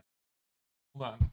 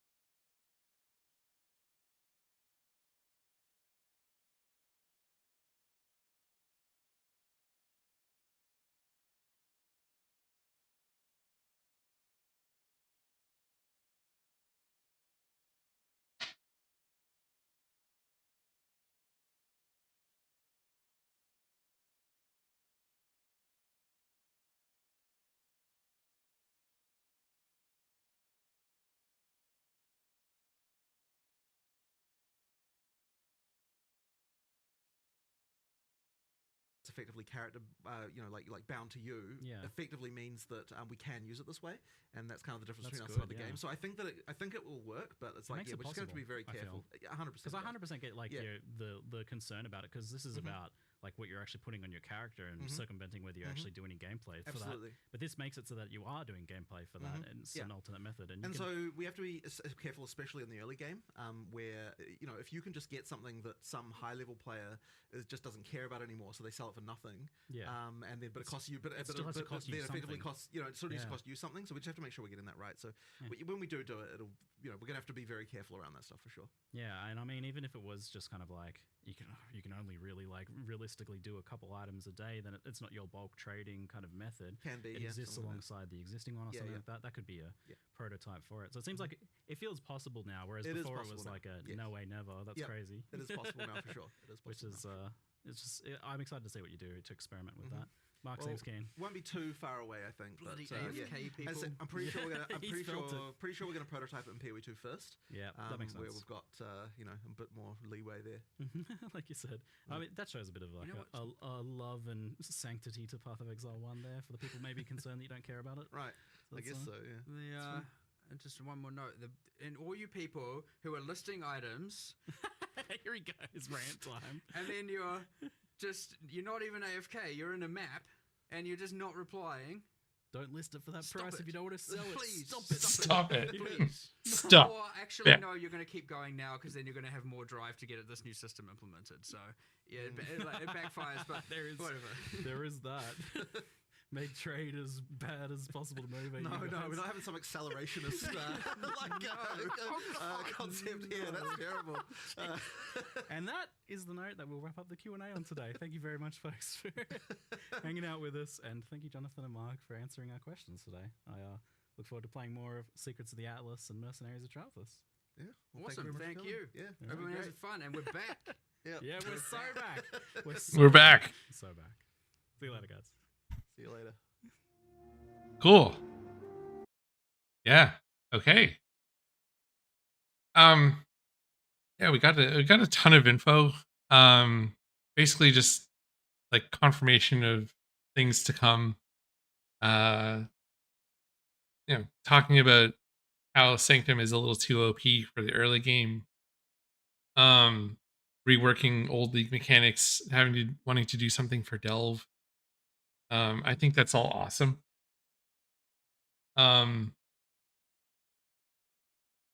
Welcome if you're just tuning in, by the way. I watched all the reveal material. I read a bunch of patch notes. And yeah, watched the whole Q&A. Which was a good time. So I definitely started stream early by like an hour and a half to get through all this stuff. So if you want to follow, go ahead. I'm probably going to be ending in the next like few minutes. Just because I have spent about 3 hours going through all this. And I'm not really gonna play PoE tonight. I think I'm just gonna like hang out. So definitely come back for Tuesday, and then I'll have to think about what I do for the 13th, and whether I stream Thursday and Friday or whatever. But for now, there is an additional stream next week on Friday that is there, and I will be logging on to play 326. I don't know, obviously, when the migration is going to happen to standard, but that should be.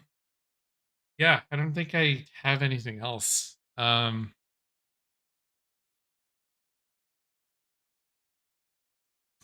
We went through so much stuff. These are the micros. This map device looks insane. Oh, of course it's in the $90 tier. Yeah. Thanks. Let's see who's online.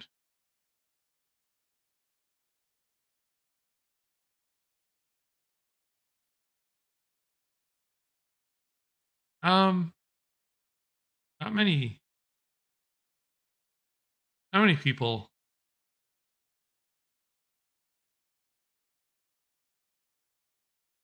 Yeah. Okay.